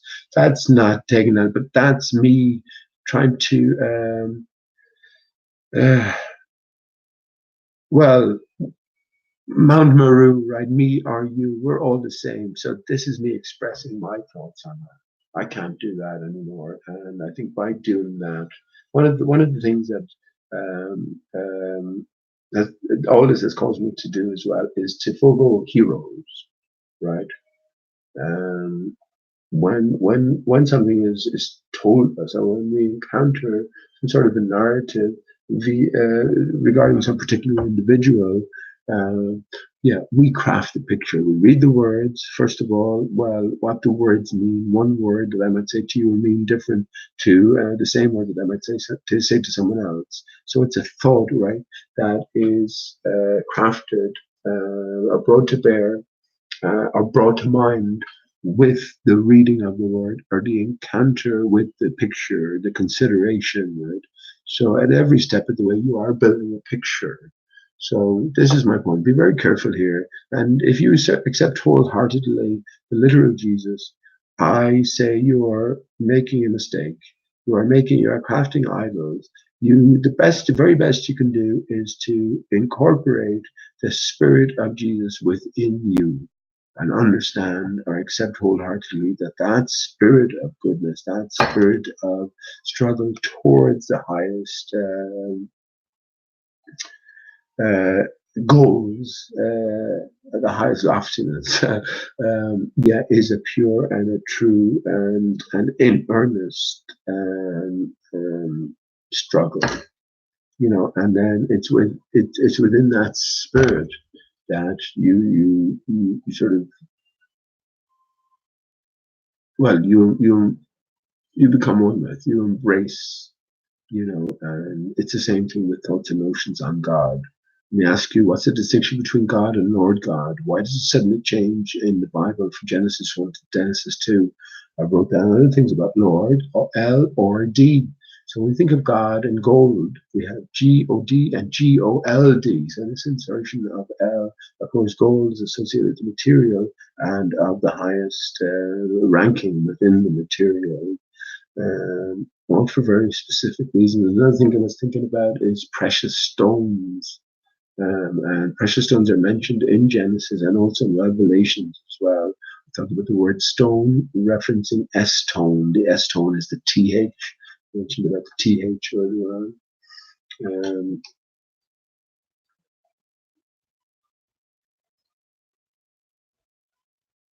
Yeah, I mean, that's all there is to say, isn't there? And it's not that all there is to say. You could fucking talk forever, but yeah, who are you speaking to? Who am I speaking to here? Um, who's listening? What do you make of all of this? Yeah, certainly regarding antagonistic sort of attitudes, they can't wash anymore. And as I said, yeah, once we understand that the whole arena is set up, now the biggest hurdles towards progress are the flat earthers put in place. And if you have your wits about you, you should be seeing this as well. It's the same sort of facilitated arguments that are continuing on a daily, monthly, yearly basis at this stage, with nothing outside of what has continually been presented, broached, or in drips and drabs anyway. So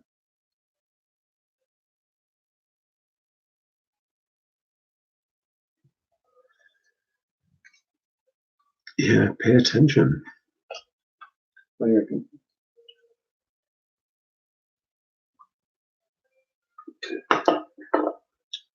Yeah, that's my final date anyway. That's the last date. I'm sick of it. I'm sick of it, Steve. Sick of it, my love. It has to be for something. It has to be, and even if it isn't, well, it doesn't have to be for anything except realization itself. Um, I don't give a shit anything else I've ever done in life. It doesn't matter to me. All that I care about, or all that I need to have done, is first of all facilitated the arrival of my beautiful son Stephen into this existence, and that means that we know each other forever, and that'll do, right? That'll do. Whatever else I've done, a few things, I'm just glad I play guitar. I'm glad I've written a few songs, and I can sort of pour my heart into some songs. And well, some of the things I found out then, that's a different matter. Are we here to do certain things? Maybe. Um, Aristarchus, no one is talking the way I talk about Aristarchus. Nobody. I mean, as far as I know, that's on an earth-wide basis. So outside of anything else, all of those things make it worthwhile coming to those sort of realizations. And I'll never be able to express my love for my son or how much that really means to me. I'll never be able to express how much I have incorporated Aristarchus into my thinking. I'll never be able to express what some of my songs mean particularly to me. the best way I can do it would be, well, two out of the three of them is to talk my way or show some images. The other way is to play a song, which, well, is probably the purest form of expression and communication in the first place. But anyway, outside of that, yeah, um, I guess at this stage nothing matters. I don't think so. Anyway. Or at least, I don't know what I should choose to matter. You know,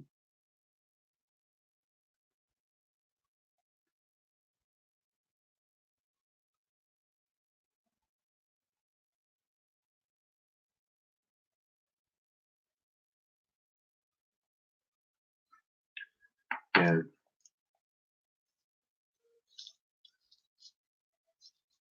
So yeah, before I start singing our song here, start pondering the clouds, friends. Start pondering what's going on. You don't have to go and pay somebody to get to question these things or to view these things. Go out yourself and start viewing them and start considering what might be going on. The first step would be recognizing this circular band-like pattern that all clouds form on a consistent basis. Um, then pay attention to any possible repeating patterns, understanding that you could be looking at the same thing from a different and a sort of a skewed angle or from a slightly different magnification. So, well, when you do these things, I'm telling you, uh, certain answers will come to you, but more questions will arrive as well. And this is the nature of it, right? It's a sort of a continual tracing back to a source. And these are different steps along that pathway. That's all I can do. That's all I can tell you is where I come to. And yeah, where I've come to is understanding that this is the way it's written. So the story is there for us to read. And yeah, in one sense, right? In one sense, I was just thinking about this. In one sense, if what I was saying exactly now is exactly the truth, you wouldn't believe me, right? You wouldn't believe me. Likewise, if I heard somebody saying the exact same thing 5 years ago, or 3 years ago, or 2 years ago, or 6 months ago, maybe not 6 months ago, I would say to them the exact same thing. I would not believe them, and I would just forget it in terms of the room, the cavernous room within my brain. And there wouldn't be room for that because it wouldn't have had an impactful or a meaningful impression made. Um, so, in one sense, and it ties in what I'm thinking as well, the truth is told us everywhere, but we have not been paying attention. We're just not paying attention, or we're looking at everything out of context, or our mind has been sort of skewed or preoccupied. That's a nice word, preoccupied, right? So I'm gonna break a second, and yeah, I'll just think of a song to play as well when I come back.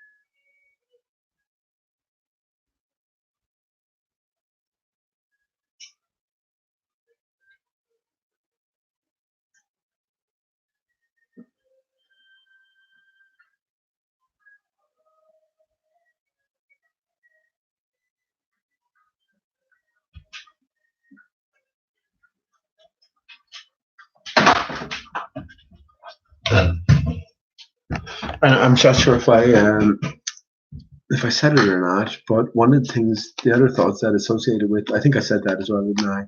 one of the other thoughts associated with the yin and yang symbol that occurred to me alongside the mirroring line on the moon and that the male and female divide is the sperm and the egg. That the sperm, because we're in this divided state, well, the sperm and the egg are sort of inside out versions of one another.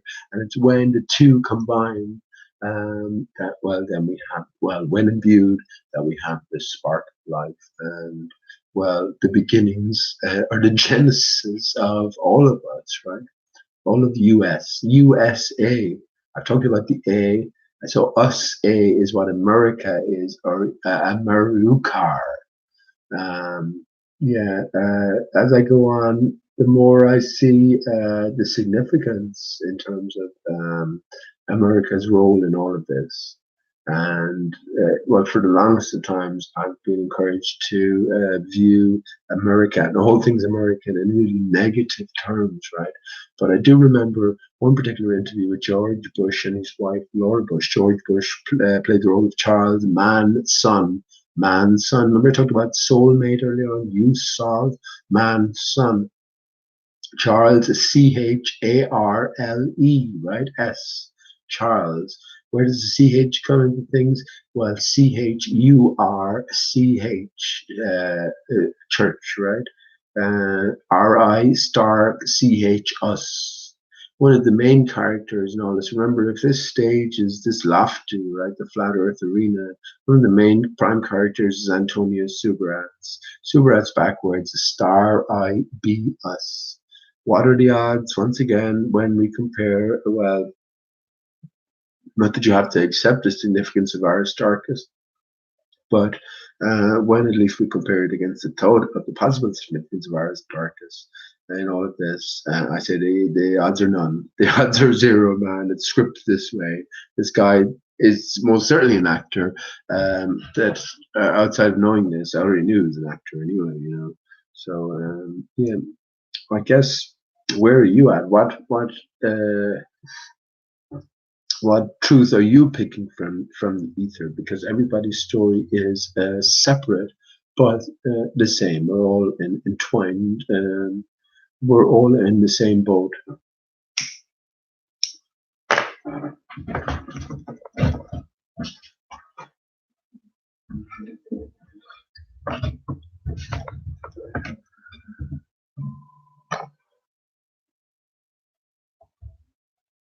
Okay, I'm not great at.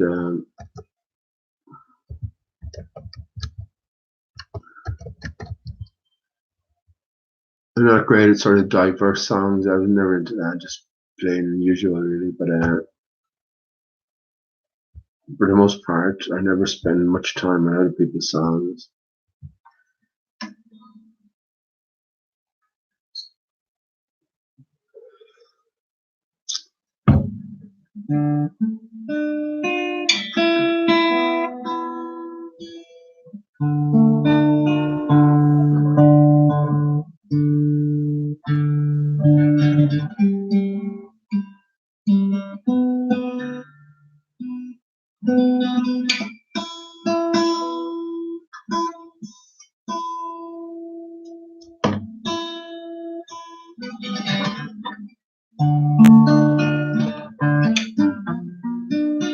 Okay.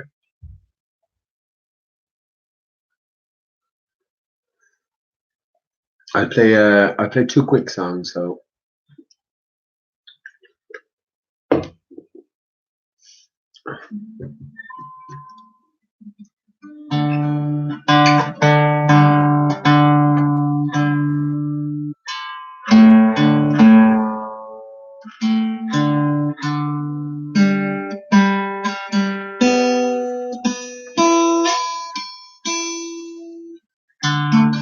I see lots of people are concerned with money at the minute as well. For goodness sake, Jern is complaining about how his PayPal is shut down. Dell was asking for money. If you appreciate his efforts, contribute towards a certain goal. Money is always the thing about the Oakley crew, and just in general, money, money. is presenting its ugly face everywhere. I believe it's a facade as well, right? So we have to sort of see through the facade, but still in all, it's a none too pleasant facade to have to sort of encounter. And we all have to do what we do to get by, right? But when it's such a pertinent arena that it is infested with these considerations is a great it's a great shame, but we can look upon it as a sort of another hurdle as well. It will help us to identify the characters, which needs must we're encouraged to identify the different players in play and move on from them, right?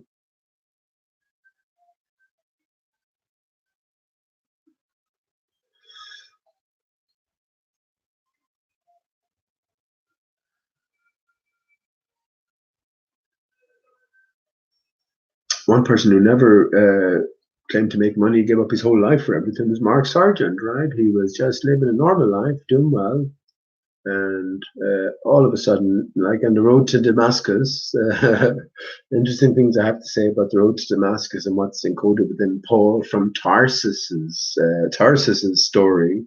Um, our Aristarchus, that's another Starkism actually. Our Aristarchus, but when you Aristarchus is an anagram of Tarsus and Chirac, so the two the bundle of letters fitted together give you an anagram of Aristarchus.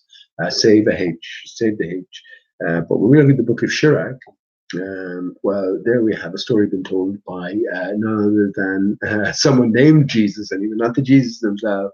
We have a generation of Jesuses telling a particular story.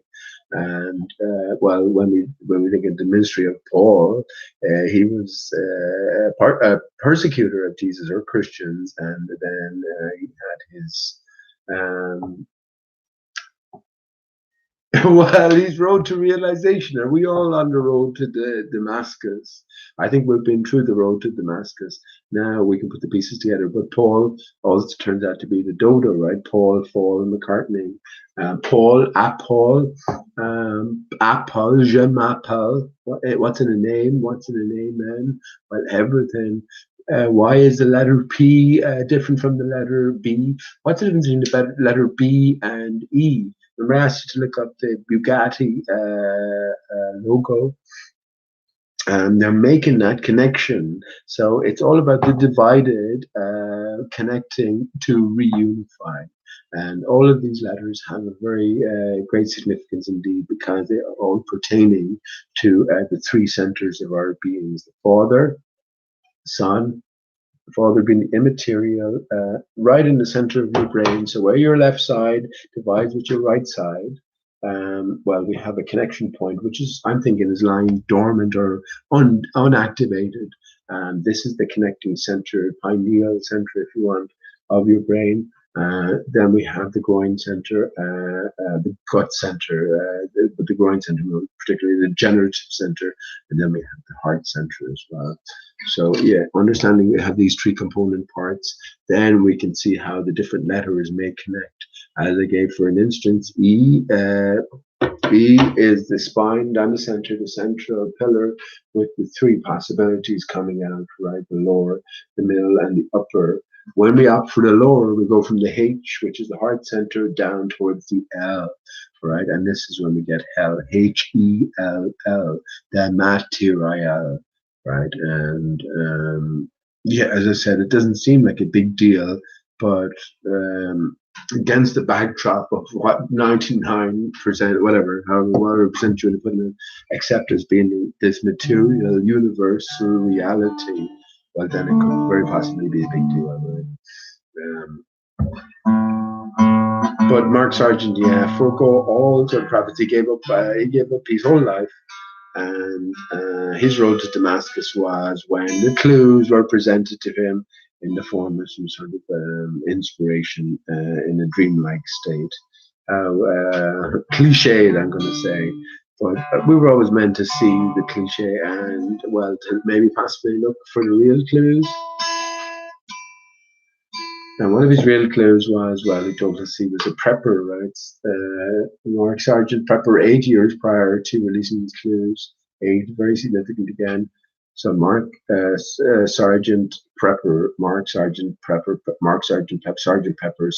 Lonely Hearts Club Band. Patricia Sear, then his sidekick. We have Patricia Magical, Mystery Tour, another Beatles album. Another sidekick then is Dirt Deep Inside the Rabbit Hole, which is a reference to, what the Beatles' major work, Sergeant Pepper's Lonely Hearts Club Band, was a walkthrough, which was the book Alice in Wonderland. Beatles have connections to Aleister Crowley. One of the things that Aleister Crowley, another fabricated character fitted with a horror veneer, because this is nothing for the lighthearted, right? But once we come to see through the veneers, and once we come to not be scared by the masks anymore, and we can look at these fabricated characters as what they are, then we can look into the narratives associated with them for the clues. And one of the things Aleister Crowley made compulsory for his students, according to the narrative, is an inside-out knowledge, upside-down, back-front knowledge of Alice in Wonderland, Alice Through the Looking Glass. So all connected. Aleister Crowley, Alistair, or L in or. So even if we think of the letter or in relation to small or, lowercase or in relation to capital L, one is an inversion of the other. So Eleanor, the name Eleanor Rigby, Nathan Oakley named his first child Eleanor. If we substitute the L for the or, Aleister Crowley becomes Aristar Crowley, Aristarchus.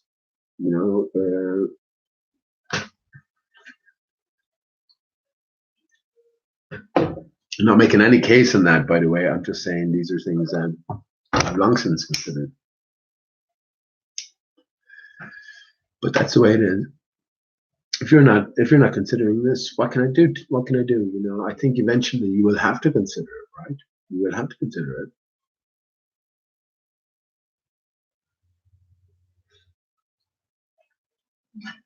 It's the way it's written. Okay, I'll do that. It's not too bad.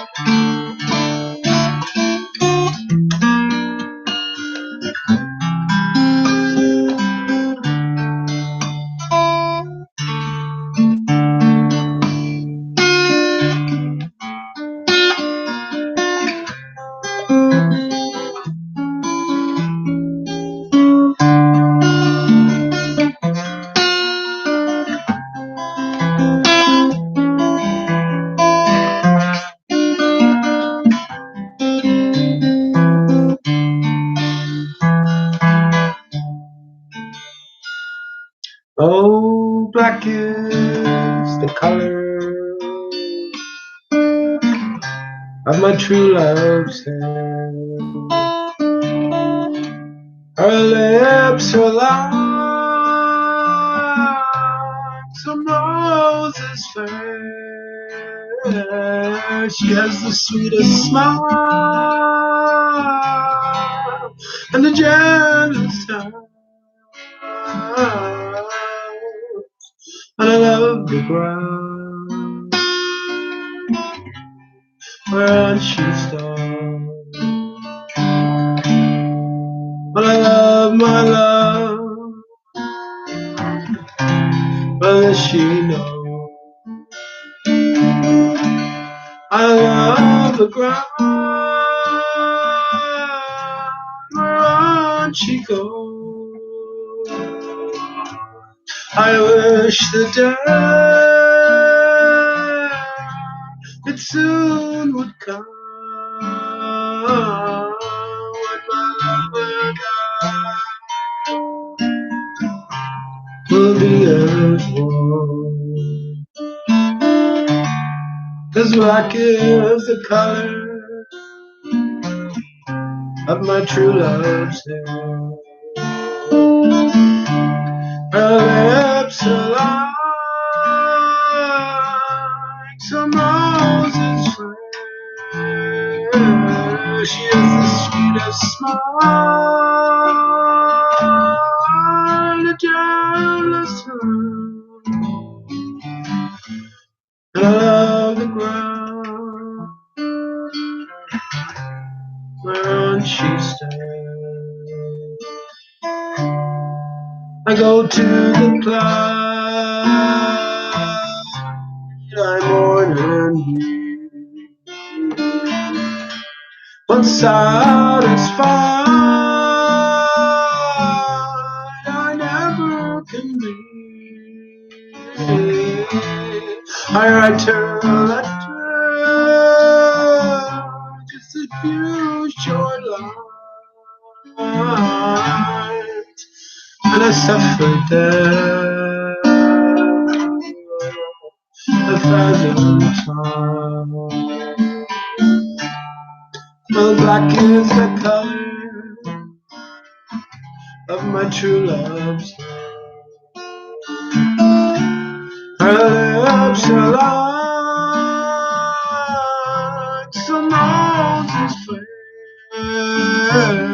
She has the sweetest smile and the gentlest eye. And I love the ground whereon she stands. She has the sweetest smile and the gentlest hands. I love the ground whereon she stands. I love the ground whereon she stands.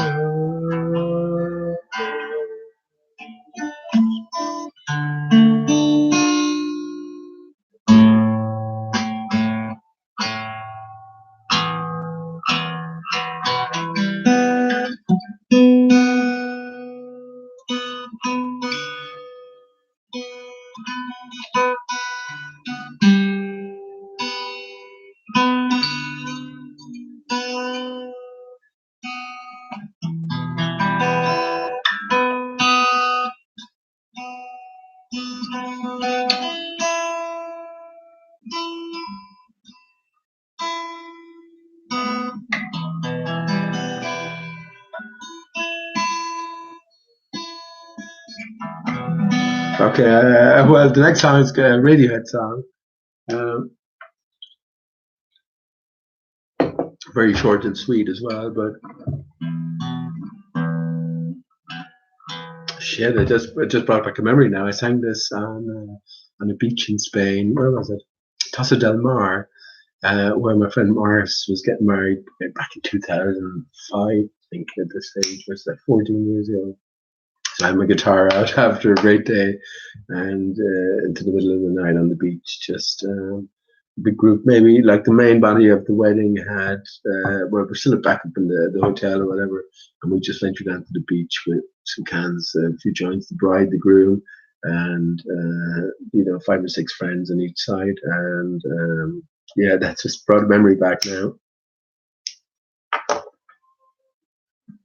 of this song. But since I came to Flat Earth, I realized this is Radiohead. What they're saying in this song is very insightful, or cutting indeed, or well, scripted indeed, I think, actually. Tom York, remember, it's the biggest band in the world as well. This is the band's band, right? So any famous bands out there, musicians, they'll point you to Radiohead and say, these are the people I listen to. But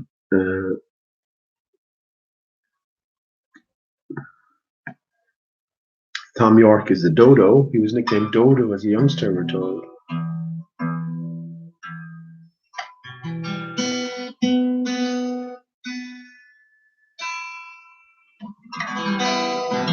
Okay, I think that'll do.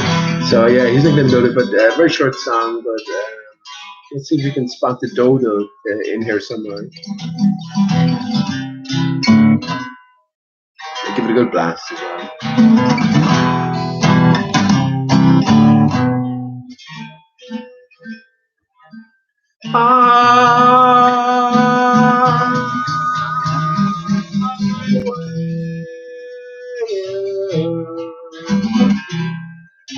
Lay me down in a boat underground. Won't let this happen to my children.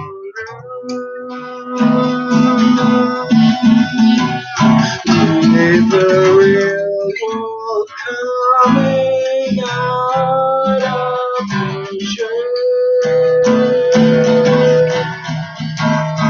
Why do the phones sitting down? I will rise up.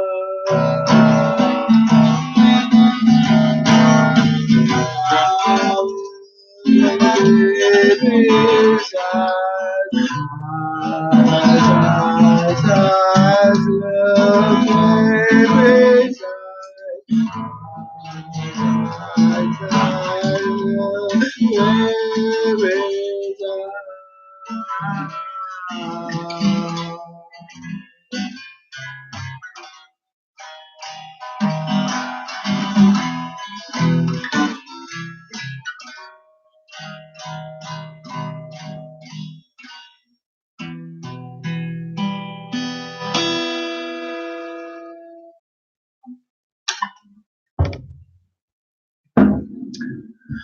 Yeah, I Will by Radiohead. White elephants and sitting ducks. I will rise up. Um, we remember the representation of the disc earth on the back of the elephants, on the back of the turtle, right? Like the real world coming out of its shell. So I maintain that within that short song, I will. Um, that's what's encoded. We are coming to the realization that, well, in one sense, all that is fantasy is fact, and vice versa. This is what I think the great and final ultimate battle has to be the science versus religion battle, because everything is controlled. All the people who constructed the science are all religious people, as the story goes, right? So science now has become about belief or signs, right? So yeah, we can believe the literal, or we can take it for the true signs that they are. We needn't discard it out completely. Religion then in us. When I say us, in the flat Earth sense, let me put it like that. We've all come back to a higher power, a higher moving force, a higher prime constituent of everything. So in that sense, religion has become about knowing. So this great duality is being played out, and the more I consider it, the more I see that needs must this be so, right? Because we are getting towards the truth, and well, with truth comes much destruction, right? Much um, destroying of illusion, or um, so we can look at it anyway. I mean, how should we look at it? Against what backdrop do we have to base on it? And against, who the fuck? As I said many times, we don't know who, what, where, when, or how. And I'm sure there's a few other things I could throw in there as well. We are. But we're learning, right? We're learning because why? That's the way it's written. There has to be a greater structure and, well, raison d'etre behind everything. Um,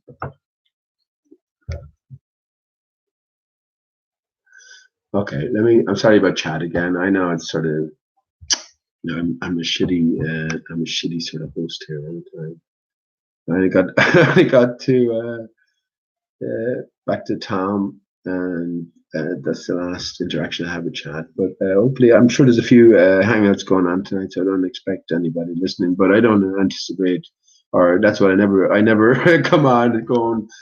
Well, I'm going to act differently now if there's 50 people listening as opposed to 5 people or whatever.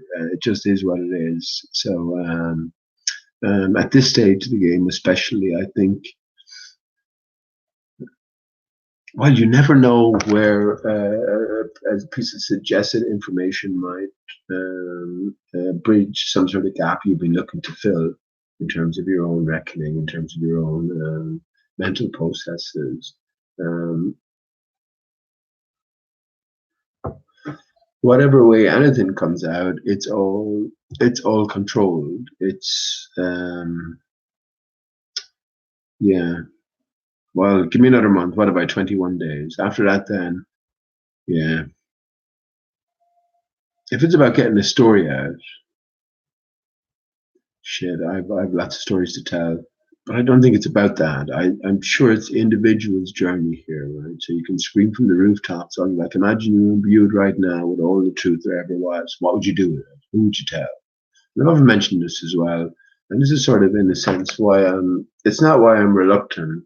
Um, it's such a final sort of stepping off point, departure point, in terms of that reconnection of the external with the internal. And I think in my mental processes, I've figured out what we need to do, right? And now it's just a matter of doing it. And well, are we willing to leave everything behind? That's the question for the individual, isn't it? We're all getting there, and we'll all get there in the end. Just figuring out where exactly there is, I suppose that's the process we're in the midst of. And well, not to put too fine a point in it, it all comes back to our bodily fluids and well, what we do with them. And well, since we are in this divided state, I think we have been given the ability to reunite within. And it's a sort of a mental state. It's a state of realization, right? And well, once you get to a certain heightened state, if you want to put it like that, in relation to believing all the world around you and the illusion as is, right? So we can consider that a heightened state when the illusion is done away with. Well, where does that lead us? And well, that is the question, right? That is the question.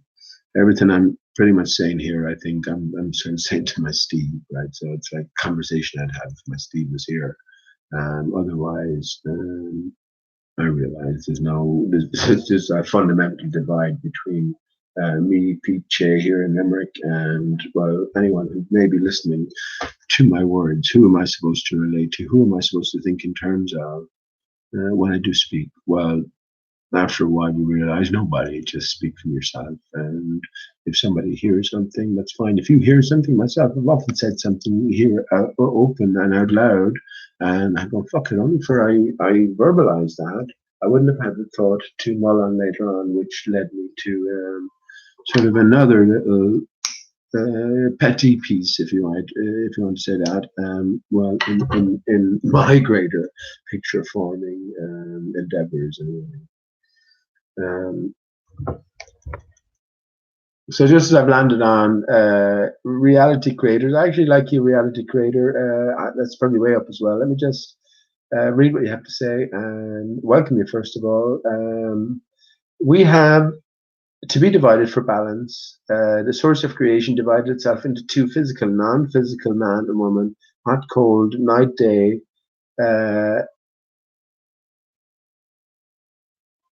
This you have put down, this sea gang corrupts and perverts everything. I'm not sure what the sea gang is. This cunt gang, the gang of cunts.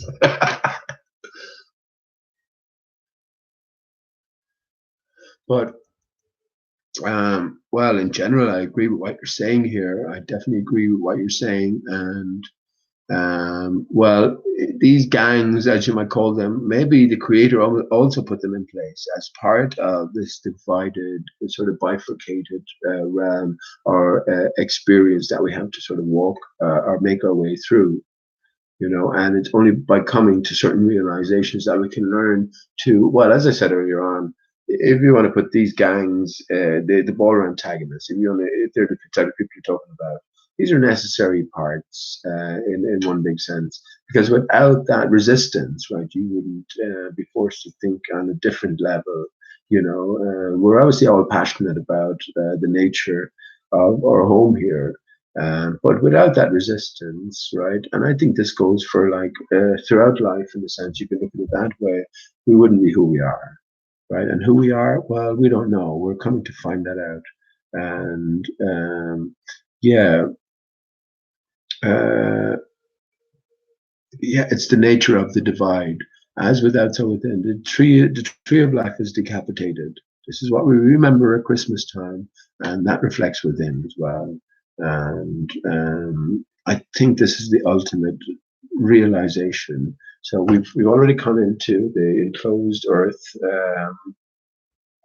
mindset, so can we go any further? Like Nathan Oakley will tell you, no, we don't need to go any further. We can spend our whole time just debating returning baller antagonists who come along with the same argument that they had 5 years ago, which you had already destroyed yourself because you didn't come into this arena to debate anybody. You came in here to try and seek out like minds or find like minds, and the progress could be made then at finding out what the real situation is, what the real truth of our reality is, as opposed to dwelling forever on what we've already left behind before we entered into the new, first of all. So do you understand? But we can, as I say, look upon these contributors in a few different ways. We can hate them with all our might and have them hung by the nearest lamppost because they're playing such a deceptive role. Patricia Steer was doing that, friends. Where's your and I don't, because I think in a different way, but where's your anger against Patricia Steer? Anyone coming into Flat Earth now will probably get a load of baller antagonist debunking videos. If you notice, if you put on the Flat Earth video and you have autoplay on, immediately afterwards they'll play a big fucking list of the official science videos. So where's Patricia Steer's work? She just fucking erased everything from the internet. Why? Because someone called her a tranny. Well, come on, come on. That's fair enough. It wasn't just me who called. I didn't start anything about anything. Your fucking ex-boyfriend did it. Your ex-fiance did it, right? So when we're in such a suspicious arena already, and we're sort of already well accustomed to asking questions about the motivations of people who are prominent figures in any truth movement, well, these questions are going to become obvious. So characters like Antonio Subras is surging into place, and this whole transgender scenario, it's all part of the script. And I guess when you're in the midst of it, you don't quite see it. But with time and with due consideration, you do see it, and more so, you were always meant to see it, right? That's what I think. So yeah, but where's all the passion and the, what do you call it? Um, the bile. That Patricia. What are you doing? What are you doing? At least, okay, depart from the scene. Leave all your fucking interviews up, though. Leave all. Some of them are excellent. Some excellent information as well. This was all about the information. Um, yeah, what have you done here? That's sacrilege, right? You just erased yourself completely. And what was the reason you gave? Well, because you were being harassed, you were being suspected of not being quite above board. Come off of it. All of the clues that you gave led us down those pathways. So once again, there's a different story going on. And yeah, we were always meant to see through these gangs, but don't limit it at this your camp or my camp. So you're either flat earth, you're global, you're with us or with the enemy. Remember, Anthony Riley tried that for a time.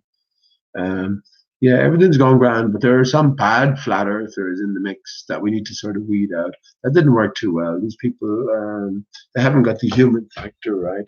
They have the manipulation. They're up here, the scheming and the conniving and deploying and plotting. I don't speak to anyone regarding what I have to say here. It's completely off the cuff. I don't have any links gathered or anything like this. I'm not speaking to anyone on Skype, planning what we're going to talk about for today or into next week. Who we're going to cross promote, which sort of fund next money raising scheme are we going to set going next? No, man, no. So yeah, we have to be careful not to rest on our laurels. When it comes to disseminating who is who and what is what. And the biggest, harshest blow to bear, I guess, is recognizing that the enemy in inverted commas is within. That's all I can do is point out the deception these people are playing parts and collective parts at that. The two biggest influences in flat Earth inquiry are the Bible literalists, or i.e. the church, and the Jewish contingent as well. I'm not religious in that sense, although I see there's great value now in the Bible. The Bible is true, but just not in that literal sense. We were always meant to peel back those different layers, and well, especially around now, right? The Jewish contingent as well, intimately connected. Remember, if we do away with thousands of years, well, then we do away with the origins of Christianity and also the origins of Judaism. So they're intimately connected, so that there would be cooperative forces in the flat Earth arena, which is the greatest arena ever, right? Almost anyway. Well, this sort of starts to make sense. But once again, I think we were always meant to figure it out. We're the one player here. The creator would not set us a challenge that we had no hope of achieving.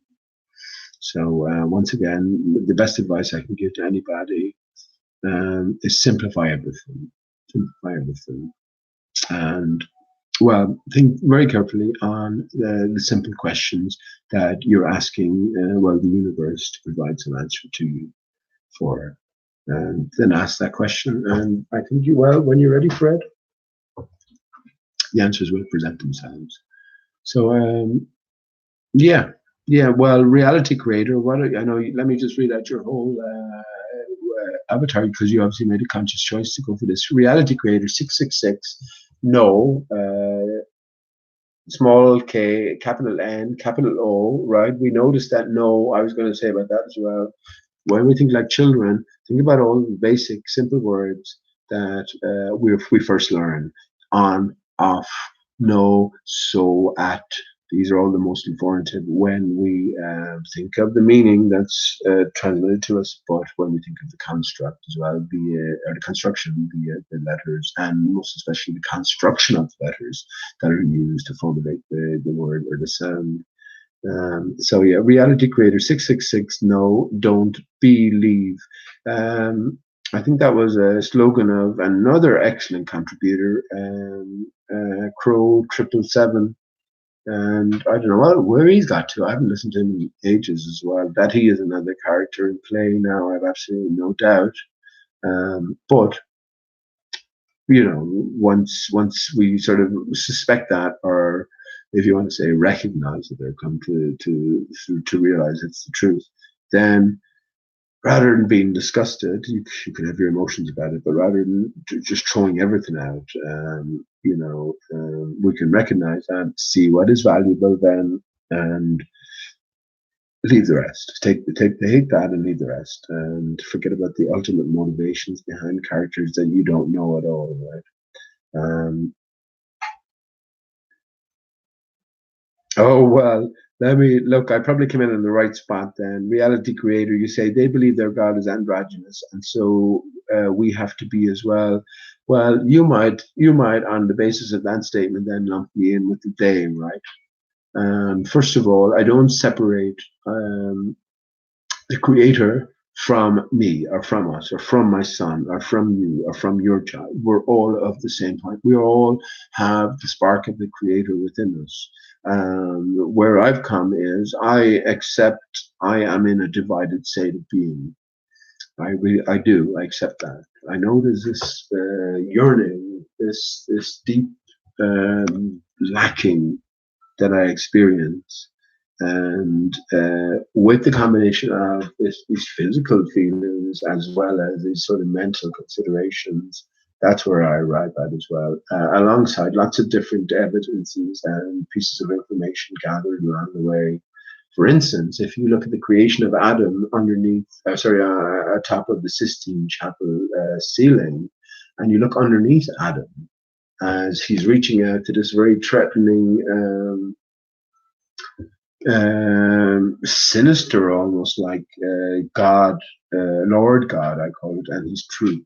right? Well, we're focused in on that point of contact, the moment of creation, right? But how could it be the creation of Adam when Adam is already created, right? And you have this troop hanging in the clouds going, touch my finger, touch my finger. You have all of the different angels in the background. You have to bring up the picture now. If I had the ability to bring up pictures here, I could do that. I wonder, I still haven't looked into, I don't think you can though, share screen.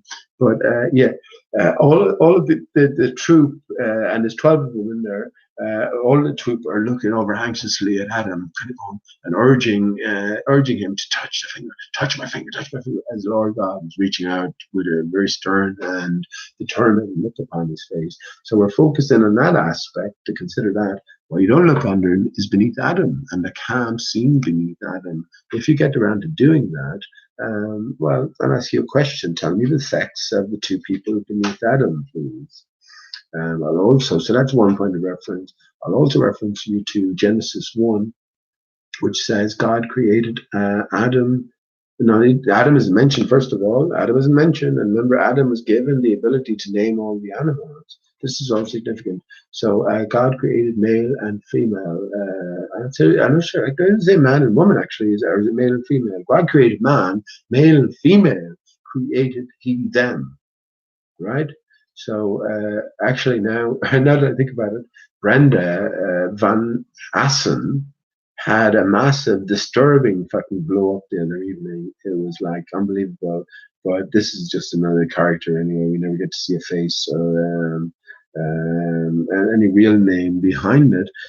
But it was a massive, disturbing outburst.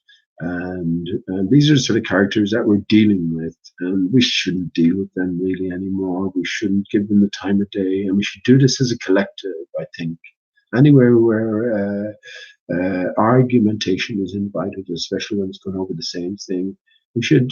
I'm not saying boycott anything, but we should definitely express our displeasure at having to deal with known liars again and again.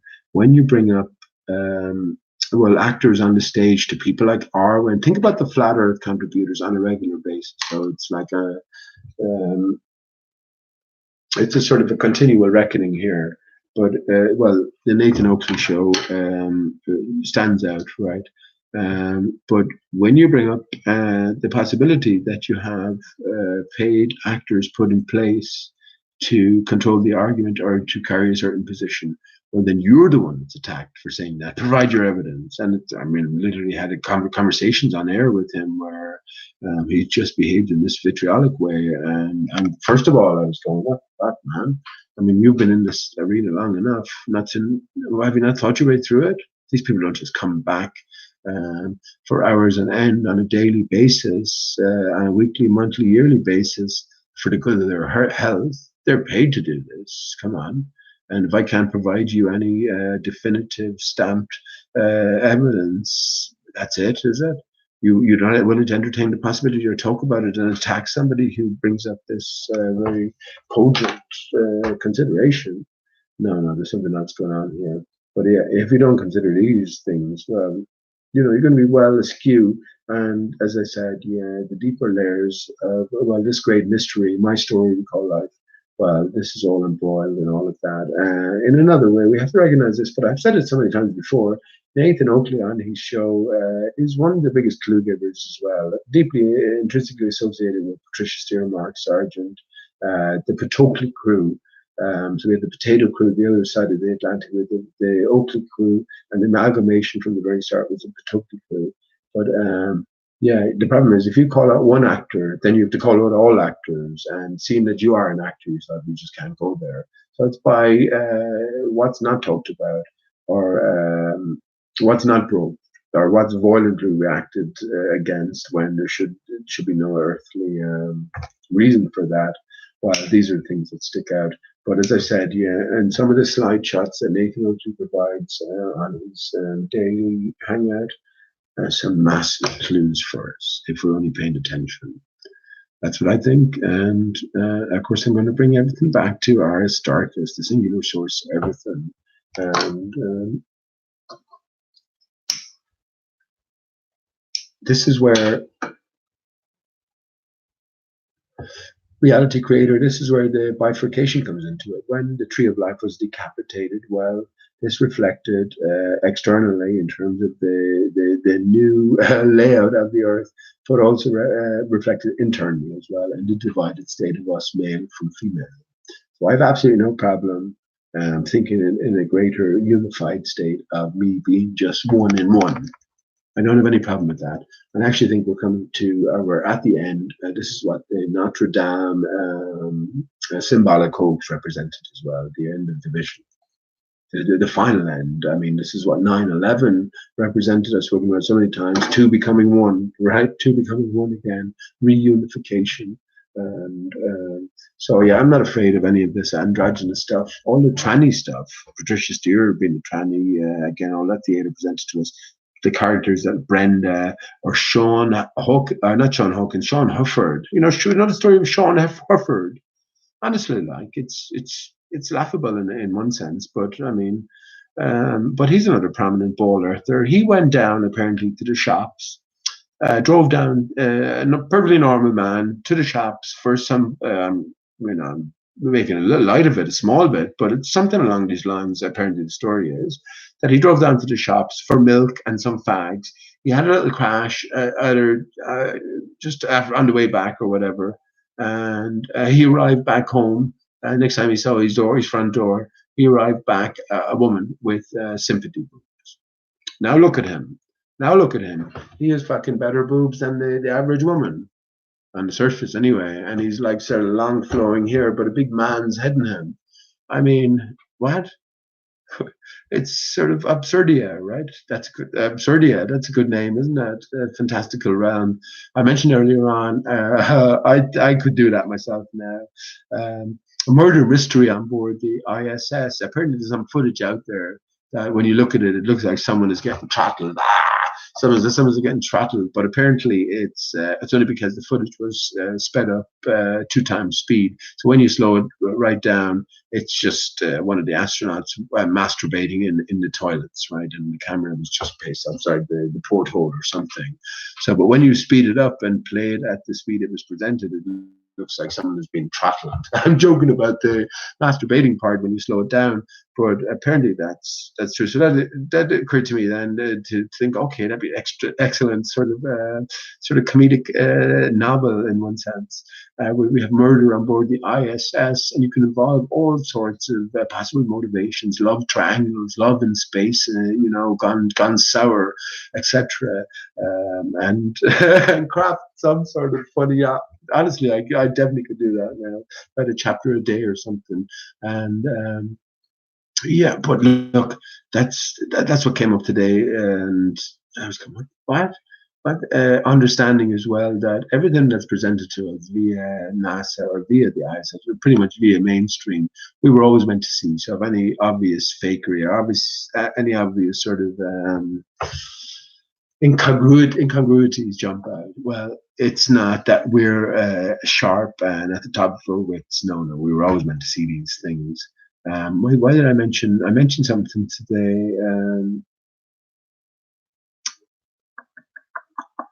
I don't know. I got onto transgenderism. Oh, right. So back to reality's point. Yeah, all of these characters are presented to us purposely. They're part of the acting troupe. So what greater things are we being asked to consider? And that's what I think is going on. I mean, in order to be led into the greater nature of reality and the greater knowings of what reality entails, we are being exposed to all of these. There's going to counter thoughts there. It's not. I mean, that's not the right way of putting it, but possibilities anyway. And well, it's what I think in a big way the Mandela effect is about. It's all orchestrated, but it is getting us to reconsider what we thought of as normal or natural.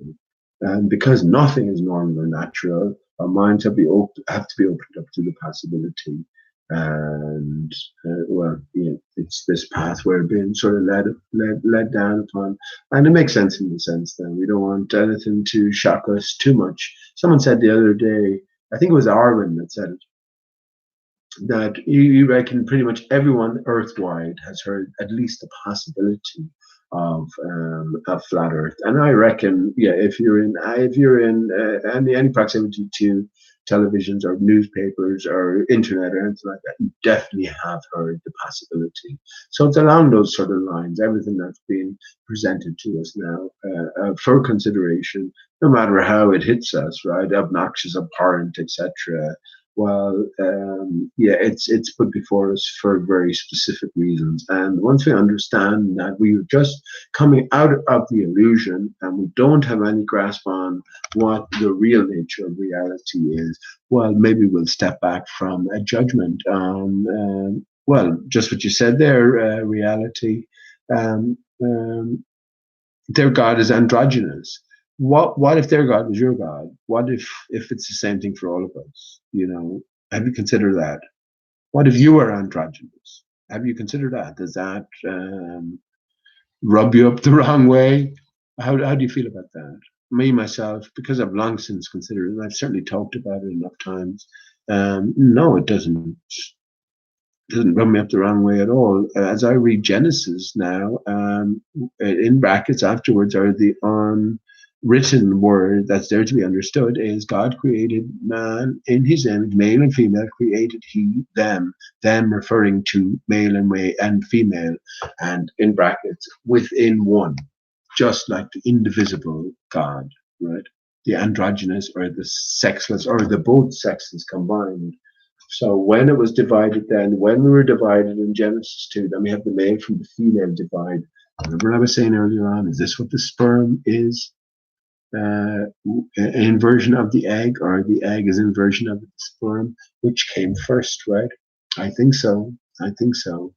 And when we think of it, when me myself think of it in those terms, how fucking wondrous is it to consider? Like, and now that I am immersed in thinking in these terms, now I'm trying to simplify everything. And how does everything apply to me and my body, my structure here? And I think therein will lie the key for us all. It's as easy as ABC 1, 2, 3. Michael Jackson told us of Jackson 5, who faked his death clearly and came back as the 5 alive. Dodo. Why is this dodo coming into signal? Well, I reckon not many people are going to be able to follow the dodo, right? I mean, who the fuck? What are you going to do, like? Um, but yet it's a prevalent story throughout. It's the common theme that connects everything. And well, you talked about the divided state. Well, that's exemplified within the dodo itself, the non-existent bird, who lived for millennia and millions of years in harmony with the natural environment, and until we had an introduction of external influence, which brought it to its knees and to its rack and ruin, I guess. So once again, yeah, you take the literal, you lose. Like 9/11, you take the literal, you lose. When you take the symbolic, well, then you realize that, well, hang on, Judy Wood is an actress just put in place. She's playing the symbolic role. Why would they call her Wood? If you don't fall for Judy Wood, you come to Dmitry Kalazov, Dmitry Kalazov. So we have Wood and Kalazov, the major explanations for 9/11 conspiracy, should we decide to believe all of the footage presented to us in this age of media fakery. So again, once we know what we're looking for, we can spot clues everywhere.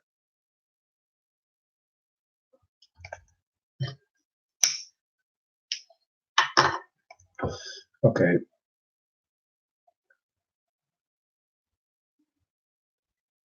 To become one, absolutely, man. To become one. What's the problem with that? To become one. Okay, I'm going back a small bit in chat. Thanks to everybody who's tuned in. I'm not going to stand for too much longer now. I'll probably get rid of the wrenches as well, not for any other reason. But look, generally in these chats here, there isn't too many people as well, and there's no need for wrenches. But as I've often said as well, just be my own experience. sometimes the best experiences are just in the interactions with fellow truth seekers in chat. And it's not even what's been said on the screen, because for the most part we've heard it all a million times before, right? Yeah,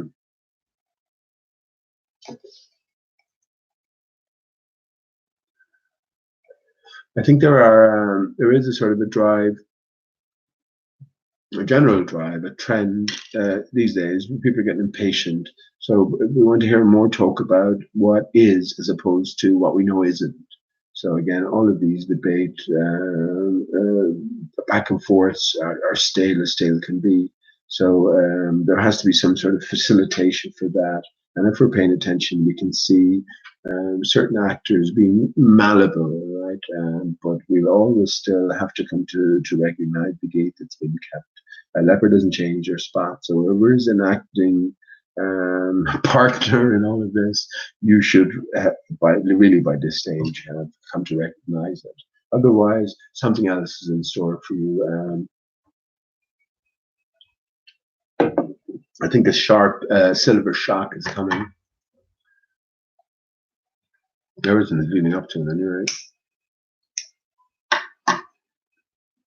Once again, that has to be, I don't know, I've said many things on these hangouts, but 1st of September 1919, that has to be me, just for me personally, right? That has to be my sort of last day. After that, I have to make plans for the rest of my life. It's a horrible thing to try and incorporate into things, that nothing is going to change, and what you know is not going to change, but you have to adapt and adjust within this upside down, topsy-turvy world. Well, that's a difficult barrier, but look, as I said, 1919, in so many different fronts, that's making sense. Nearly every front that I look at, actually. And well, let's see, after that, that's 21 days' time.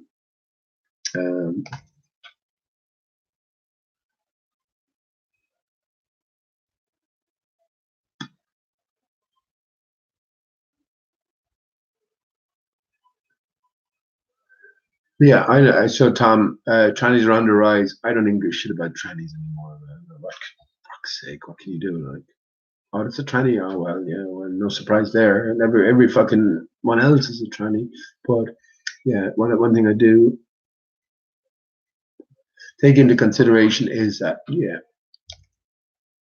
I didn't bring reality with me when I came to Flat Earth. I left reality behind, what I consider reality. So I'm entering a whole new arena, and everything is up for reconsideration. So that's the backdrop. I view this. I have even to Theresa May. I mean, I fucking said Theresa May, and I proved it to my own satisfaction anyway. And it was Sandy123 who made the suggestion that already knew Theresa May was from way back a male, right, a tranny, and Sandy123 suggested Mark Thatcher playing the role. Never heard of this comparison, and as I did the comparison, I think it was on the same hangout I did the Will Smith, Barack Obama comparison. Well, looking into it, it's clear as day. They have to see that it's fucking excellent. A few excellent tools I developed.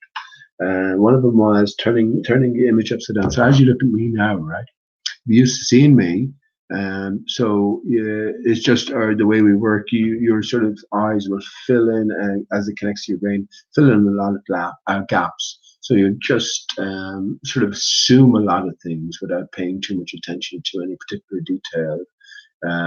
But yeah, when you turn the image, so if you were to take a snapshot right now and turn my image upside down, not many anomalies should stand out, because this is who you had. This is who I am. I mean, all these hollows in here are just reflecting of my teeth. My teeth are terrible, like, and other just I have no blemishes as such, but yeah, generally, if you did an analysis along the same lines as the analysis I do on people like Will Smith or Barack Obama, Will Smith and Theresa May, Mark Thatcher, well, you won't get the same sort of effect showing up because, well, this is as natural as it gets, right? Whereas with them, um, yeah, the two things. When you invert the image, first of all, your eyes now are sort of have to adapt that they're looking to something they're not accustomed to, something inverted. So they'll pay more closer attention to the detail. So any sort of artificiality that is applied to the face to transform them into a different individual will stand out. Lack of blood flow, discoloration, for instance, the divided lines where the prosthetics are applied, these all stick out very much more so when you rotate the image around. And yeah, did that with Mark Thatcher and Theresa May. And well, the coup de grace in a sense is you see if I'm so let's imagine I'm Mark Thatcher and I put on, or let's imagine I'm Will Smith, right? So over years I am accustomed when I have to play the role of Barack Obama to sitting in my chair and just being a little patient and getting them to put on the same prosthetic layers. You know, think of where's your imagination gone if you know what I'm talking about. Think of the different layers that they apply in a Hollywood setting. Realistically, you know, I'm talking about as well, not some messy trans position like Robin Williams to Mrs. Doubtfire or Dustin Hoffman to Tootsie, for instance. This is sort of made overtly sloppy, you know, to sort of keep you off track. When we think of the arts that they have mastered for certain in these areas, then you know this is along the lines we're talking about. So yeah, the highest precision they've been able to offer. Well, I've still been able to see through it, right? And other people have been as well. If you've heard of Dallas Goldbug, he's another insider. He's yeah, another clue giver in a sense, but we'll only follow him so far, and then we'll understand that chances are we'll be led astray if we sort of cling to him wholeheartedly. But yeah, this is also an encouragement along the path for us to do our own investigations as well. So when you do that, yeah, you realize that, well, a character, if Will Smith is playing Barack Obama, but then he is going to have all or a match up with all of the prosthetic flaps and prosthetic overlays that you've already identified by turning the image of Barack Obama upside down. And lo and behold, when you zoom in on Will Smith's skin, you see these entrenched ingrained marks that are left there from years of wearing the same costume that is stuck on with surgical glue or something to make it as one with your natural skin as possible. So all of these things are great tools in terms of the individual. So all ever been for me is the individual, me, the individual, just making my way through towards truth, or that desire anyway, that search, like, you know. So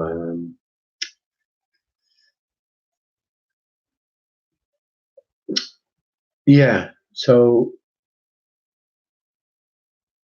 Tominoid is in the chat. How you doing, Tominoid? I know I mentioned to you before about the possibility of us slapping a few videos together. I still bear that in mind, man. And yeah, I'm yeah, fuck it, I have loads of ideas. So I hope you're well anyway, bud. And look, I know where your channel is anyway, and if um, if I'm going to suggest that and hope for some sort of response from you, I'll let you know, right? But that's what I have in mind anyway. Just a series of short 5 minute videos. I'd be able to sort of devise a theme and craft in my own brain what images go with what text, with maybe some background music as well, but just getting a core idea across. But yeah, how you doing, man? I haven't seen you in a while. Pancho Pita's not around anymore, is he? Is he gone off the scene completely? Never liked Pancho's continual association with Antonio Subra. Not happy with that at all, alongside a few other things. But yeah, We wish our fellow man the best and hope everything is above board. That's all we can do. But I haven't seen him around in a good while.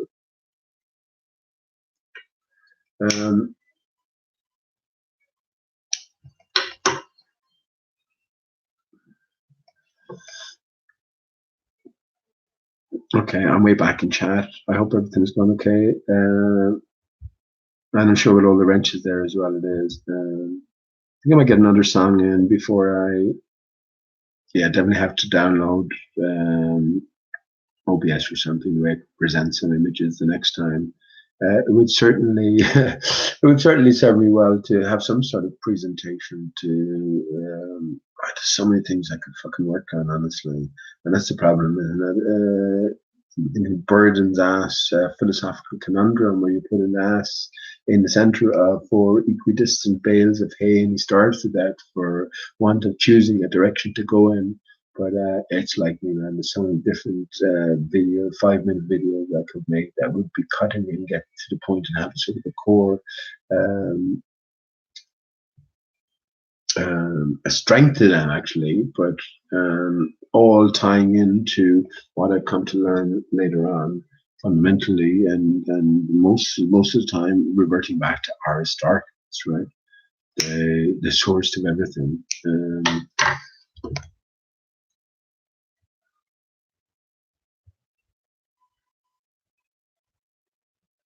Lieber Star says, I only know that I don't know. Well, I mean, we can say that, but yeah, we have to say that in a limited sense, right? We can know certain things. I mean, if you can't know that the Earth is flat and stationary, and it's not, by the way, but if you can't know that, or you can't say that you know that, where does that leave you? I think we can say that in a relation sense, and rule out the spinning ball Earth, and say that in relation to the spinning ball Earth model, the flat Earth, the Earth is flat and stationary. Now, what is the greater picture? What do we mean by Earth? That's a different matter. So, we do and we can know certain stuff. Absolutely, it comes back to the nature of us, the perceiver, the being, the knower. What can we know? I don't believe. I think it's credited to Socrates, that expression, and he said it's some oracle of Delphi, the chief oracle to Zeus. By the way, just as it occurs to me, was Dodona, Dodona. Isn't that funny? Dodona. Come on. Here we have the dodo in prominence again. But I think he's credited with being described as being the wisest man because of his statement. He knows nothing. But it turns out the man didn't exist. And the primary place we hear about his existence and his trials and tribulations is through Plato, another one who didn't exist. So, I mean, if none of these characters existed and everything is crafted, what's the greater story that might be being transmitted? I think these are the deeper questions that apply to us all. So, Daniel, how you doing, Daniel? Daniel Lefebvre. How you doing, Daniel Lefebvre? So, Daniel, I was just about to sing a song, so I'll sing this for you, bud. And I was talking about 9/11 earlier on, and you've heard me sing this before. So, once again, well, not once again, but this is the music is somebody else's this time, but the words are mine. So it goes back to 9/11. I think that's such a sort of linchpin in all of our understanding, our advanced understanding, that we sort of have to come to it. That's why so many flat earthers have not told. I know anyone instantly now by their position on 9/11. It doesn't matter if they're ball earthers or flat earthers, because after all this time, if you come to question the whole of your reality, and you haven't questioned whether 9/11 could have been a media and a victim fakery extravaganza, well, then there's something very suspicious about you, and I can call you out somewhat. That's what I've done with this guy, Chocolate Saying. He's not a bad guy, right? But he is one of these guys. He was in New York at the time. And even though there might be something to conspiracy world, it still happened. It still went down. So after all of this time, him being there, there's no onus on him to find out or to delve more deeply than some fucking paddy over here in Ireland who was nowhere near the event or incident at the time and has come to these conclusions. But there's no onus on you to do that. No, and it doesn't seem any sort of impetus or motivation for him to look into any of the links I present. So yeah, these people give the game away based on their 9/11 approach, and I think now necessarily so. In order for us to advance as individuals, remember this is all about the individual there, this wondrous, um, divine, whatever you want to call it, being that is you. That is you. Even if you don't think of yourself that way, which I don't, like, we were all children, and none of us will deny the children their divinity, right? If we can't relate to that as grown-ups, as adults, we've lost our way somewhere. We always have, no matter what you've done, you always have to have the potential. Anyway, you have to have that scope to forgive yourself. I just don't mean forgive yourself and that's it, right? It's a universal sort of forgiveness, but you have to, within your heart, be open to forgiveness. That's what I think. Even no matter how bad it is, when you're talking about the worst of things, I don't want to sort of imagine them, but I think that that's how it works as well. So I'm like, there's no fooling yourself. There's no fooling the creator.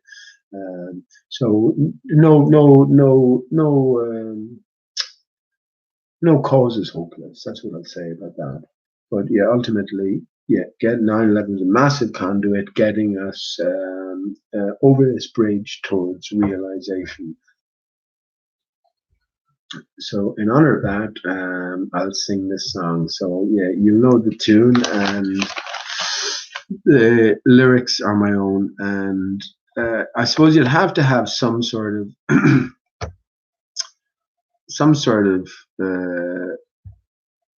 understanding of 9/11 conspiracy to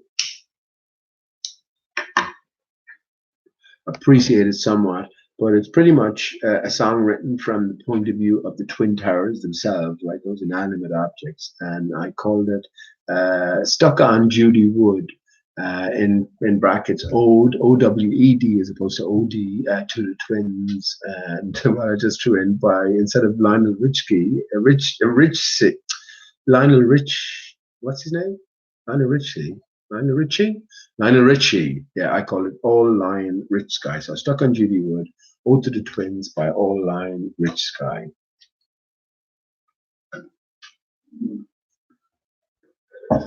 So in one sense, it's like a murder mystery that the Twin Towers are engaging in, and they want to figure out, like as we all would, what the fuck happened.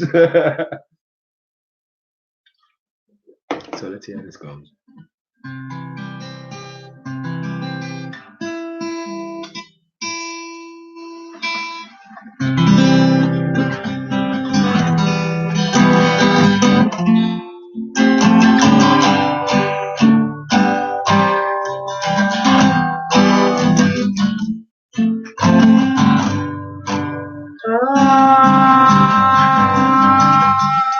Stuck on Judy Wood.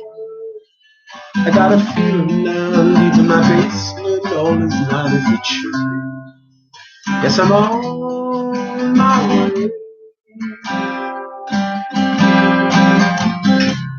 I needed no plane, no thermite for my members, no matchbox thermonuclear bombs blowing out my feet. I guess I'm on my way. Thanks to some beams from space.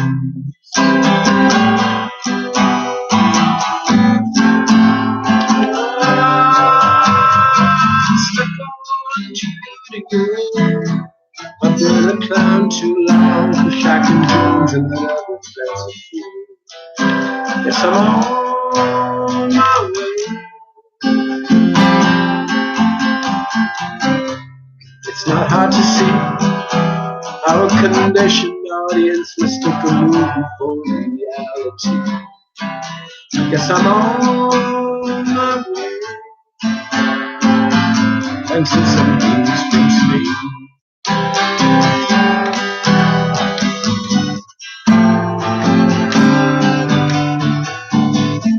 Oh, I'm leaving it close to the speed of footfall. This association is running down my backbone to melt into my own footprint. It's what I'm destined for. Oh, next time, dear Judy, won't you just let me hang on to my phone?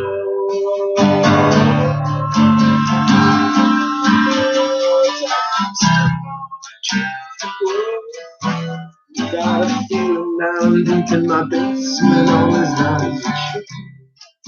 Yeah, I'm on my way.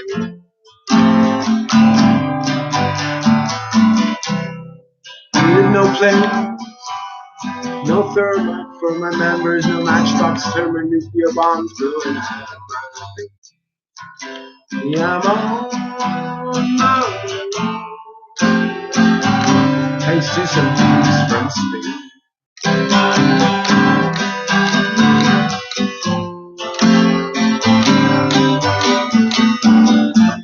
Oh, I'm leaving I close to the speed of free fall. This association is running down my back to out into my own footprint. It's what I'm destined for. Oh, next time, dear Judy, won't you just let me hang on to my floor?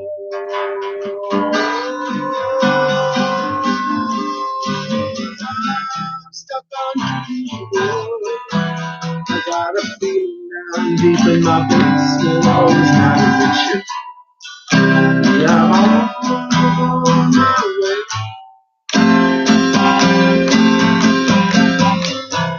I needed no plane, no thermite for my members, no matchbox thermonuclear bombs blowing out my feet. Yeah, I'm on my way.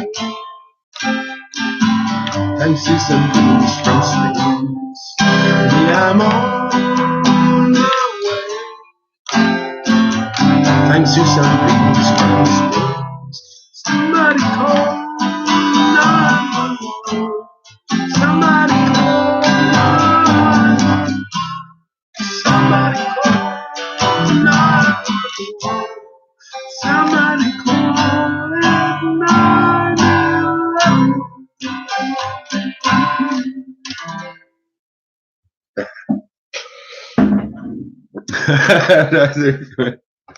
That's cool, man. Because look, when you get to the deeper layers of 9/11, right? First of all, conspiracy, we're all invited in there. Then you have Stephen Jones with his thermite. Jim Fetzer is another character. He talks about thermonuclear bombs. That's Dmitry Kalasov explanation for what happened in 9/11. Simon Shack then is all about the media fakery, which I mentioned within. How a conditioned, it's not hard to see how a conditioned, how a conditioned audience mistook a movie for reality.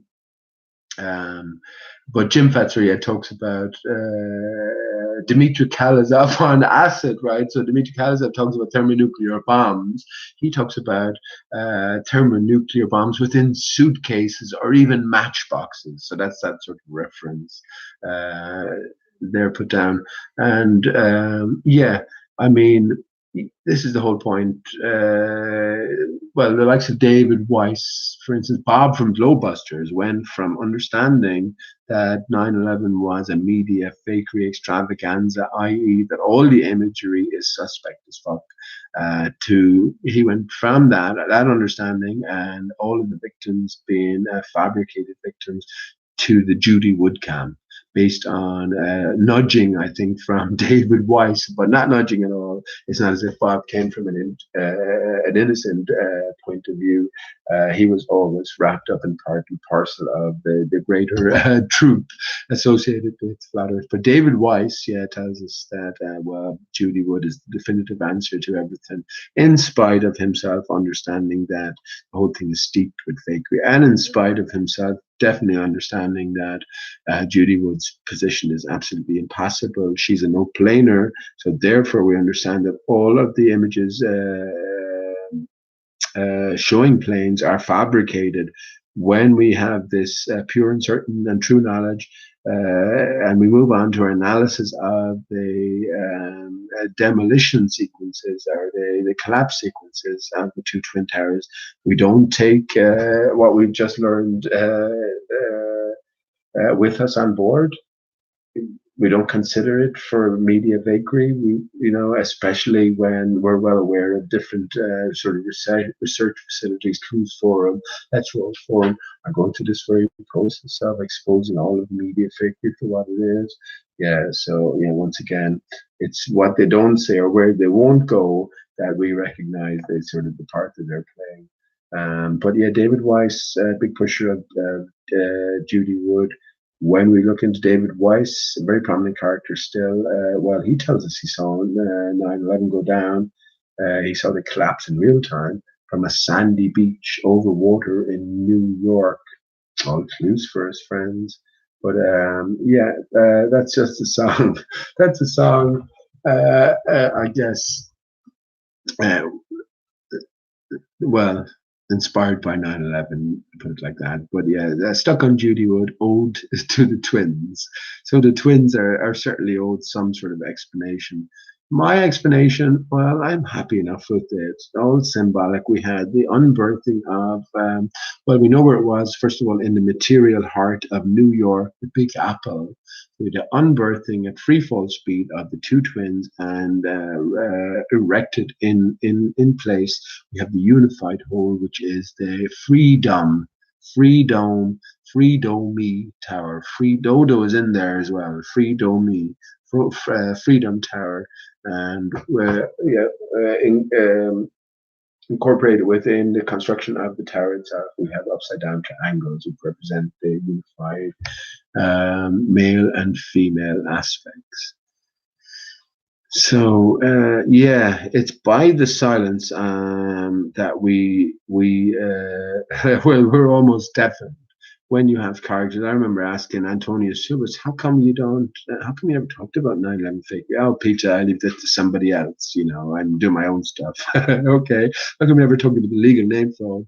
Well, I know about it, of course, Peter, but blah, blah, blah. This is on air as well. I never spoke to any of the characters off air privately, but yeah, there's something wrong there. They're restricting themselves. Same with Dell. He's major restrictions placed on him. What he does well, but the restrictions are there. So once again, all I can do is go, man, I fucking recognize these restrictions and say it, right? Beyond that usually gets you blacklisted and banned from places, and banned from Dell's channels, from so many other places as well. But that's fine, right?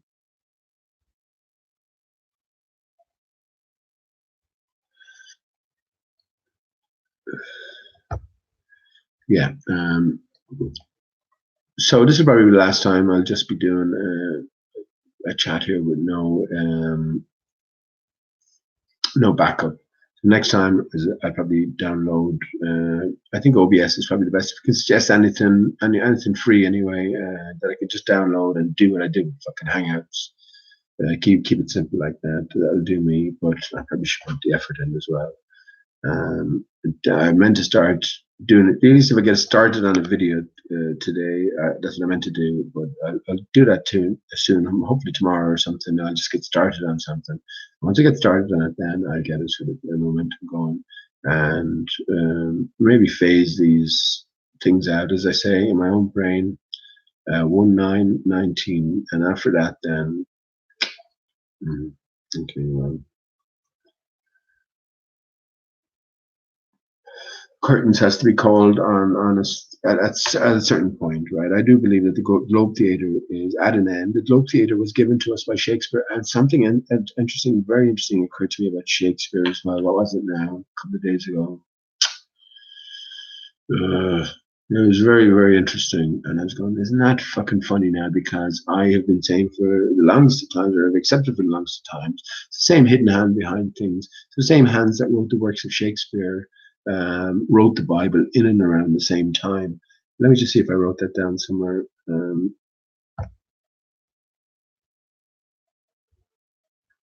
you know what I was considering the other day? The fruit sweet starbursts. Starbursts, like Star Trek, wrecked star, or Star Wars. They're all pointing us towards the same thing. Aristarchus decapitated, right? The star wrecked. But Starbursts, I thought as it occurred to me, I used to eat those sweets when I was younger. I think they changed their name from something as well. But just the title itself, it's sort of fucking in your face, isn't it? Starbursts in relation to the decapitated tree of life. There's a direct connection there. But no, something occurred to me about Shakespeare. I'm sure I've written down now, but I've so many links written down, or so many things written down, I won't be able to find it. But Shakespeare had the Globe Theatre, and it was got to do with Shakespeare. It was the biggest promoter of the universe as is in terms of his work. This is where it's sort of ingrained within as a sort of accepted knowing, right? That we live in a sphere Earth and the universe is as is. One of Hamlet's famous speeches is, one aspect of it is from memory, I could be bounded in a nutshell and consider myself king of infinite space were it not for the bad dreams. So forget about the rest. There we have infinite space being propelled at us, right? And yeah, it was something else, and I can't think of it right now. But it was something else which, along the same lines, had me going, well, fucking hell, if that's not saying the same thing. And yeah, obviously, it was something in the Bible then. It was obviously something in the Bible, because I sometimes have the habit of just putting on a book of the Bible in audiobook form and just leaving it play as I drift off in bed. So maybe if I think about that again, it'll come to me. But yeah, man, that's where I'm at. That's where I'm at. So this Shakespeare had the Globe Theatre, again, the biggest pusher of spinning ball itself, and we're meant to connect all of these different aspects. Shakespeare, a master of the English language, right? He or it is credited with adding a massive percentage again to the English language, whereas for me, well, the whole language was crafted whole cloth and delivered via, well, in terms of the narrative, anyway, via characters like Shakespeare. Once you delve a little bit deeper, you get into the sort of lyric controversy, whether it was Francis Bacon, an amalgamation of different authors at the time. Who else was mentioned? Christopher Marlowe, another one who is mentioned in association with possible authorship of the works of Shakespeare. So again, stories within stories, conspiracy pathways within pathways, but there's something to be learned from everything. And well, for me, what am I going to do? As true as I'm sitting here, the way I view this earth, in its current form, is 421 years old this year. That's why they changed the calendars way back 150 years ago, and people lost 13 days to coincide this year. Easter Sunday, or I start something to do with Easter. That's right, something to do with Easter now and Shakespeare. Anyway, Easter Sunday, Aristarchus Sunday, was 421, April 21st this year, and it so happened that April 21st, 421, and it's 421 years since the discovery of the dodo bird. Dodo bird, non-existent, but symbolically representing the changing face of the earth post-destruction, decapitation of the tree of life, which is Aristarchus. So Easter representing the resurrection, right? The resurrection. We fell a tree, right? Life is an anagram of if L or I fell. Rockabye baby on the treetop. When the wind blows, the cradle will rock. When the bough breaks, the cradle will fall. Down will come baby, cradle and all. That's the fall of man. And we have fallen into a material state. But that's not us. That is not us.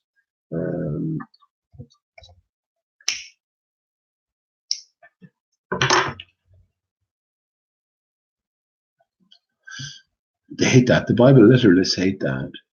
Honestly, and they are quite a force at this point in time. They're quite a force, and all I'm going to say is, well, beware. You will be challenged at the end, and you will be coerced into externalizing till the end.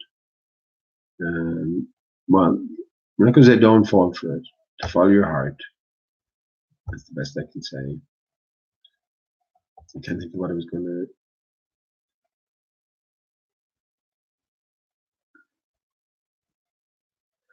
Anyway, sorry for missing out in the chat again. I see Irving is here. How you doing, Irving? He said Paul Simon is playing in San Francisco. Is he still around? I think Paul Simon is a transgender as well. Another big clue giver, a fantastic talent, of course, as well. But a very awkward character. That's what I've found in any interviews, etc. I've done with him. A very deep thinker as well. But yeah, another transgender, another insider. So I don't know what context you mentioned that.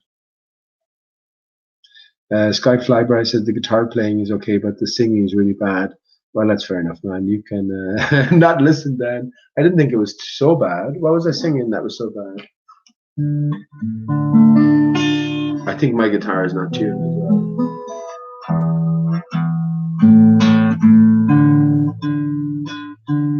Oh, you play guitar as well, Skyfly Brian, right?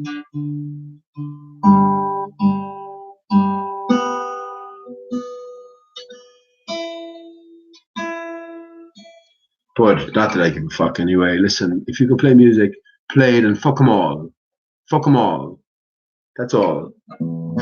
I better not do that because someone might say this or someone might say that or someone might feel that way. It's just a moment in time. All there is moments in time. Remember, I asked a question last night: can life really be considered a dream? Once we understand that all there is the moment and the continual movement from moment to moment.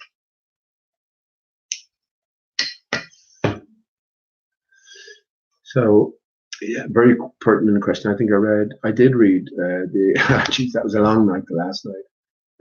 But I did read Alice in Wonderland, the last chapter, chapter 12, where we were asked specifically who was in whose dream, and the Red King was mentioned. But a proper context would have to to be presented in terms of what the Red King represented within the book itself, or Alice's dream.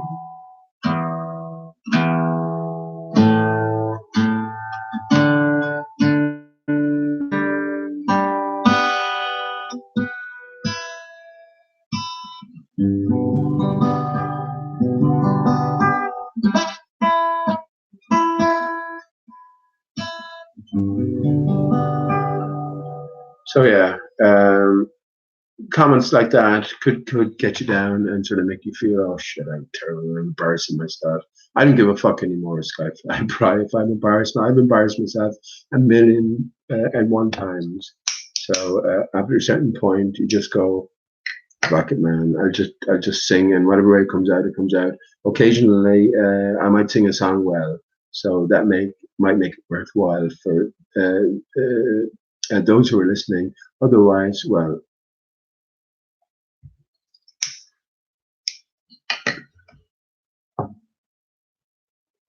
it's just an impression, right?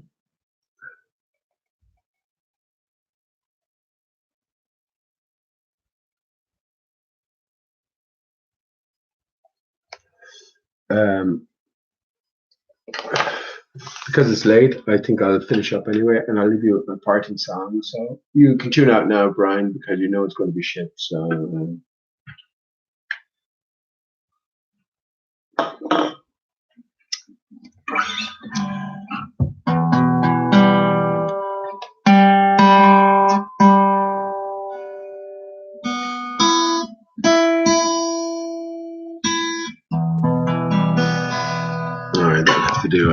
not properly in tune, but it's close enough.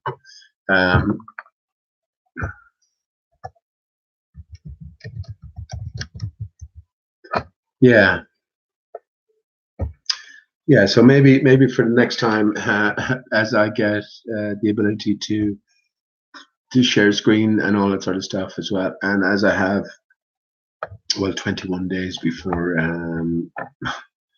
1/9/19, I'll make some sort of concerted effort. So as I get this package together for the next time, maybe I'll present, I prepare a few videos. Certainly have a few things to work on. One of the most amazing things, well, just alongside of the rest of the amazing things, the Hubble. I mentioned this the last time, and I wonder if there's any feedback. Have you looked at the pillars of the universe image presented to us via Hubble, Hubble, Human, Hubb? So we're bringing the B and the backwards B. This is what the butterfly represents, right? You talk about the Illuminati or the elite programming, etc. No. The butterfly represents, if we think of an E with a backwards E, if you think of our I, E, Y, E, the Y is equivalent to the I. So we have the E in the backwards E with a dividing mirror line. Whole E, spirit, right? So we have the central pillar, the spine, and we have the three prongs coming off on the right side and on the left side. The left associated with the feminine and the more sort of earthly concerns, right? And the right then with the masculine or the more otherworldly philosophical concerns. And this is what life is finding a blend via the heart center between the two. But yeah, if we think of the division or the potential division within, we have the E on both sides with the immaterial left, immaterial right, hard left, hard right, and groin left, right, groin right. What it's all about is, well, yeah, the whole E Bible, whole E spirit in the name of the Father and the Son. Think about where you point, and the whole E spirit. Amen. So that upwards leaning with the A.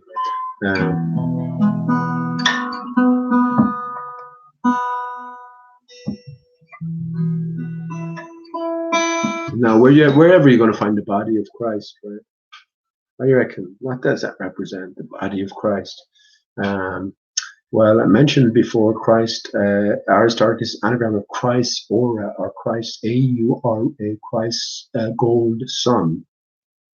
Aristarchus, if we just read it as it sounds, is R-I-S-T-R-C-H-us. So S-T and C-H are, we're being told to associate with. Well, they're the main letters in Christ, right? C-H-R-I-S-T. What does it mean? Well, the C has a relation again, well, to the letter O, or to the O, right, which is the immaterial representation. This is why the O is in, well, okay, I don't want to get into that now, but, well, the O is divided in two. So the greater O gives us the two O, the smaller O. So we have the O divided into an 8. The 8 then is divided into an S and a backwards S, right, as it applies to us. Left brain, heart, groin sort of connection. So we're going in an S across and around and wound up the other way then, wound up the other way to complete the loop. But there has been well, short circuits created, right, for the purposes of bridging. But yeah.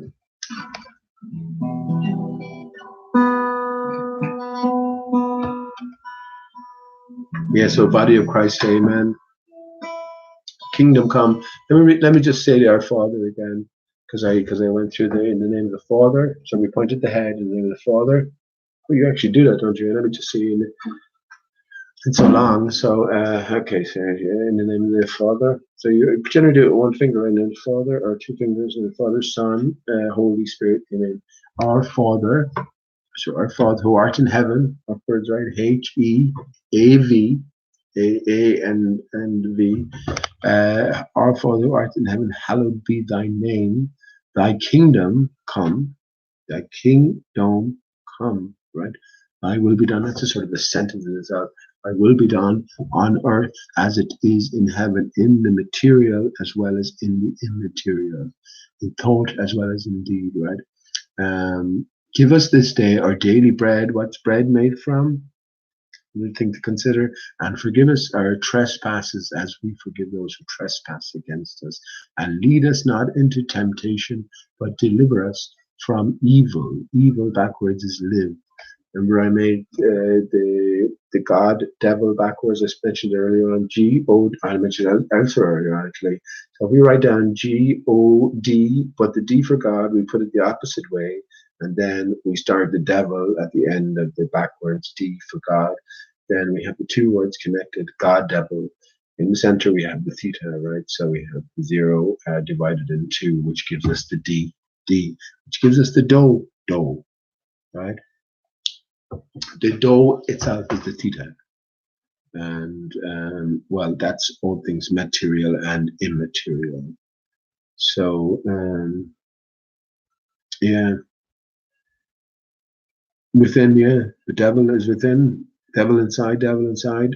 We all have the capabilities of, well, striving towards those highs, or falling towards those lows, right? Becoming completely immersed in the material and succumbing to all that the material has to offer.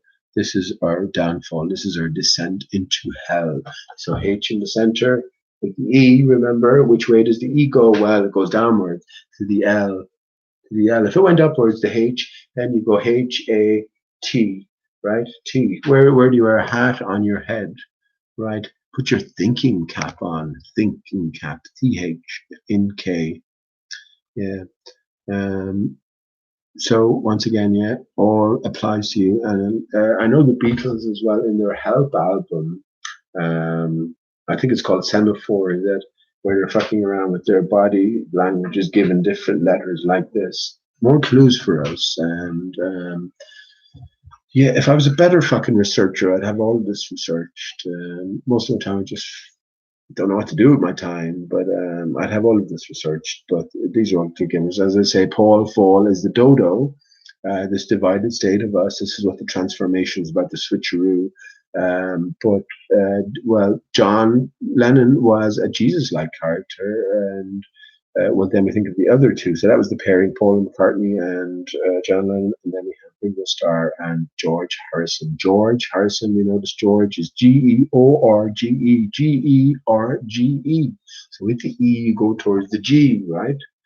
And George Harrison, HRI, son. Aristarchus, the sun is a star, so there we have HRI star, RI Starkus, right? The final member is Ringo Starr, or R Starkey, Starkey. Come on, what are the chances? Come on. Well, the same chances that's Antonius Subrat's backwards, star IBS is insignificant and purely incidental in relation to all of this. Yeah. So let me just go to the end of chat. But yeah, Sky Fryby, that's fine, man. If you don't like my singing, that's what can I do with that? You're not going to worry about that at this stage, right? I actually knew. So hang on, Skyfly, right? I actually knew. I said that before. The lead guest, so Dolores O'Riordan from the Cranberries, a Limerick band here, fake death, absolutely certain of it. There's like a stupid story that's associated. She's like another Whitney Houston story. She drunk. What was Whitney Houston's story? I think she had cocaine and she drowned in 3 inches of water in the bathtub. You know, just a blatantly on its face stupid story. So it's pretty similar with the Dolores O'Riordan story, the lead singer of the Cranberries. I actually knew the lead singer, not the lead singer, the lead guitarist, Noel Hogan, and Noel and his brother are they're the brothers within the band, and then another. Went to school with him, primary school, JFK Memorial School in Limerick here, actually, we went to, and every morning, not every morning, and I wasn't sitting for him beside him, he had one of those double desks. Let's go back to the fucking 70s, or I think 70, maybe late 70s, close enough to the beginning of the 80s. And every morning when I was sitting alongside him, Noel used to come in and Shay passes your homework out. Off we go, Noel, take it there. So we used to walk home together as well. So there's that one connection.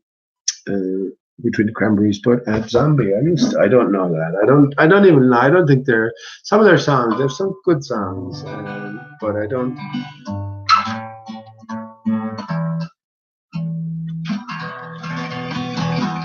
How does Zombie go?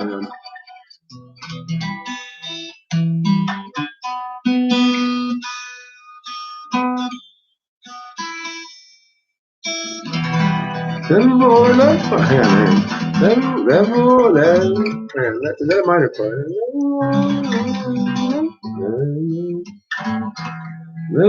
Moilens causes silence. That's what she says. Moilens causes silence. Silence. That's what she sings. And you must be mistaken. No, I know. But that's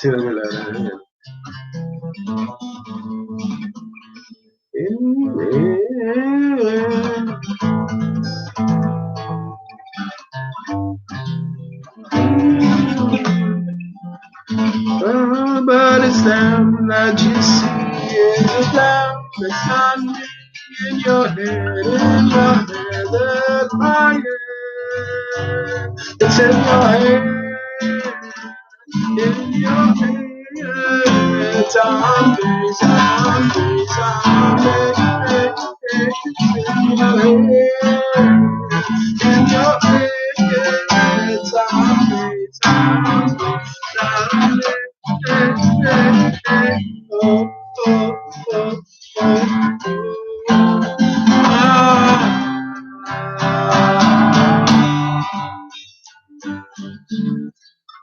that's about.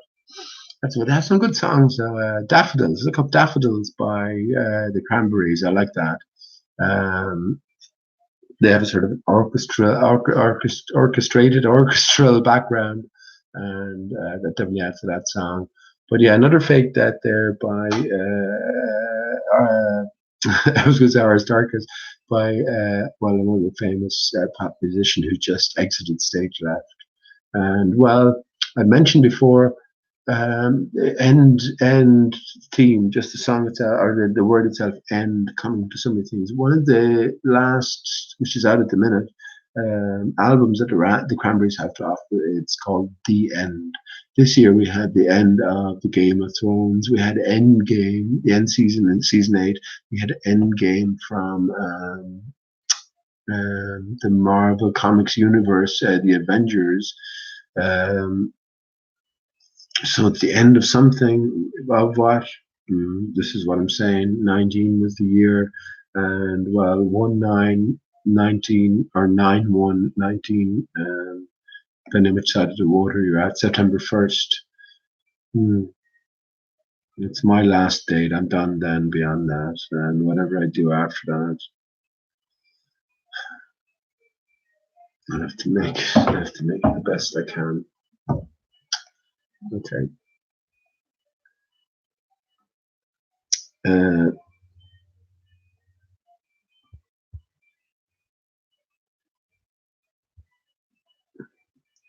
Okay.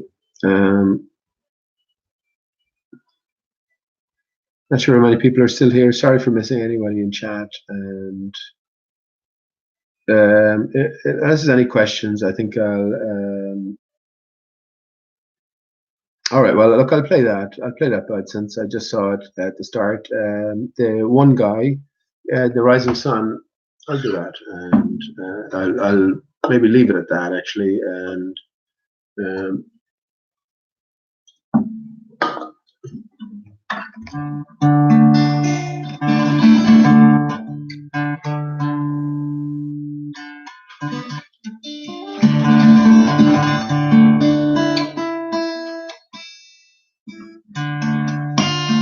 Okay, I'll do that. I want something that's quite the volume that it could be sang in anyway, but I'll keep that going before I go. Yeah, that's a good tune to end on, as opposed to my usual parting glass. The house at Rising Sun never closes its doors, right? The notorious gambling establishment. But Bob Dylan was one who brought it back to prominence in his very first album, which wasn't met with too much critical acclaim, but it's a fucking excellent album.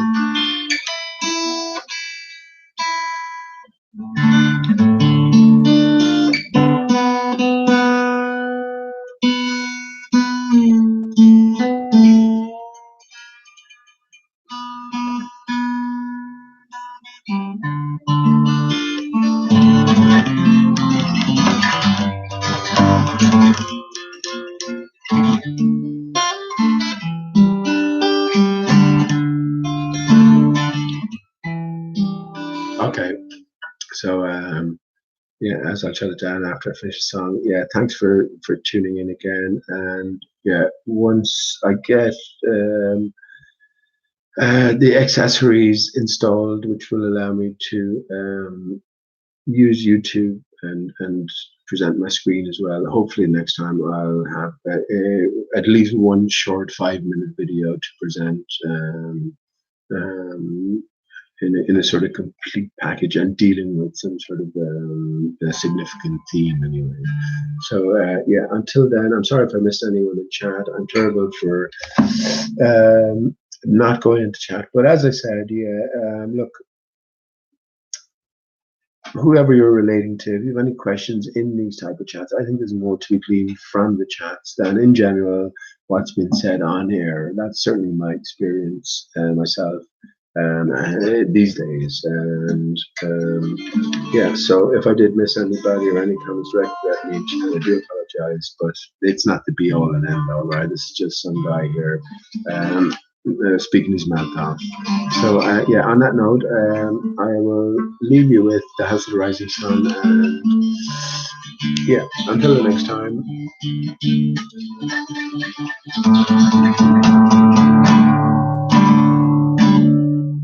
There is a house in New Orleans they call the Rising Sun.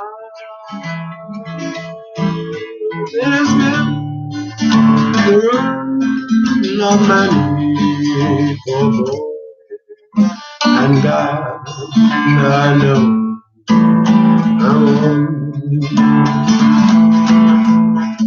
my mother was a tailor. She sewed my new blue jeans. My father, he was a gambler way down the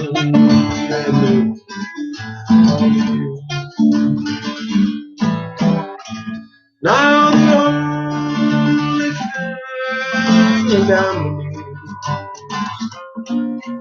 is a suitcase and a trunk. Give me all the time, be satisfied. Is well, is all, is well.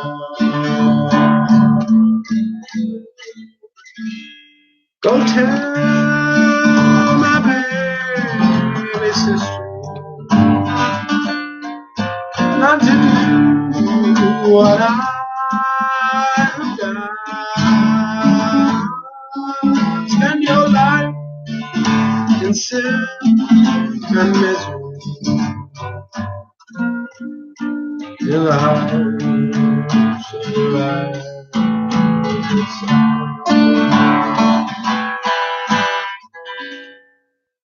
I got one foot on the platform, while the other is on the track.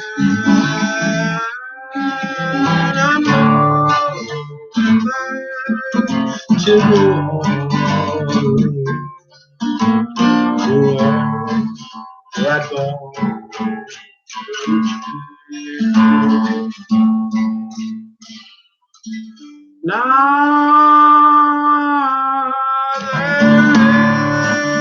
there is a house in New Orleans. They call the rising sun.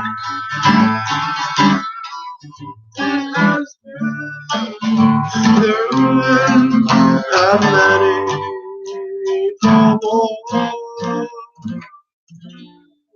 And God, I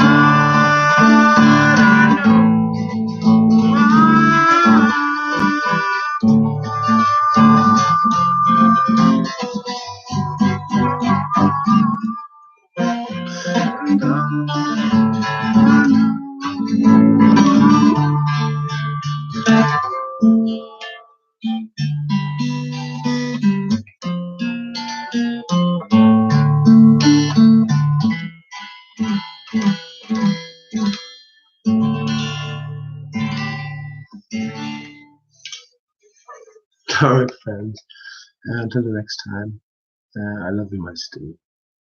Good night.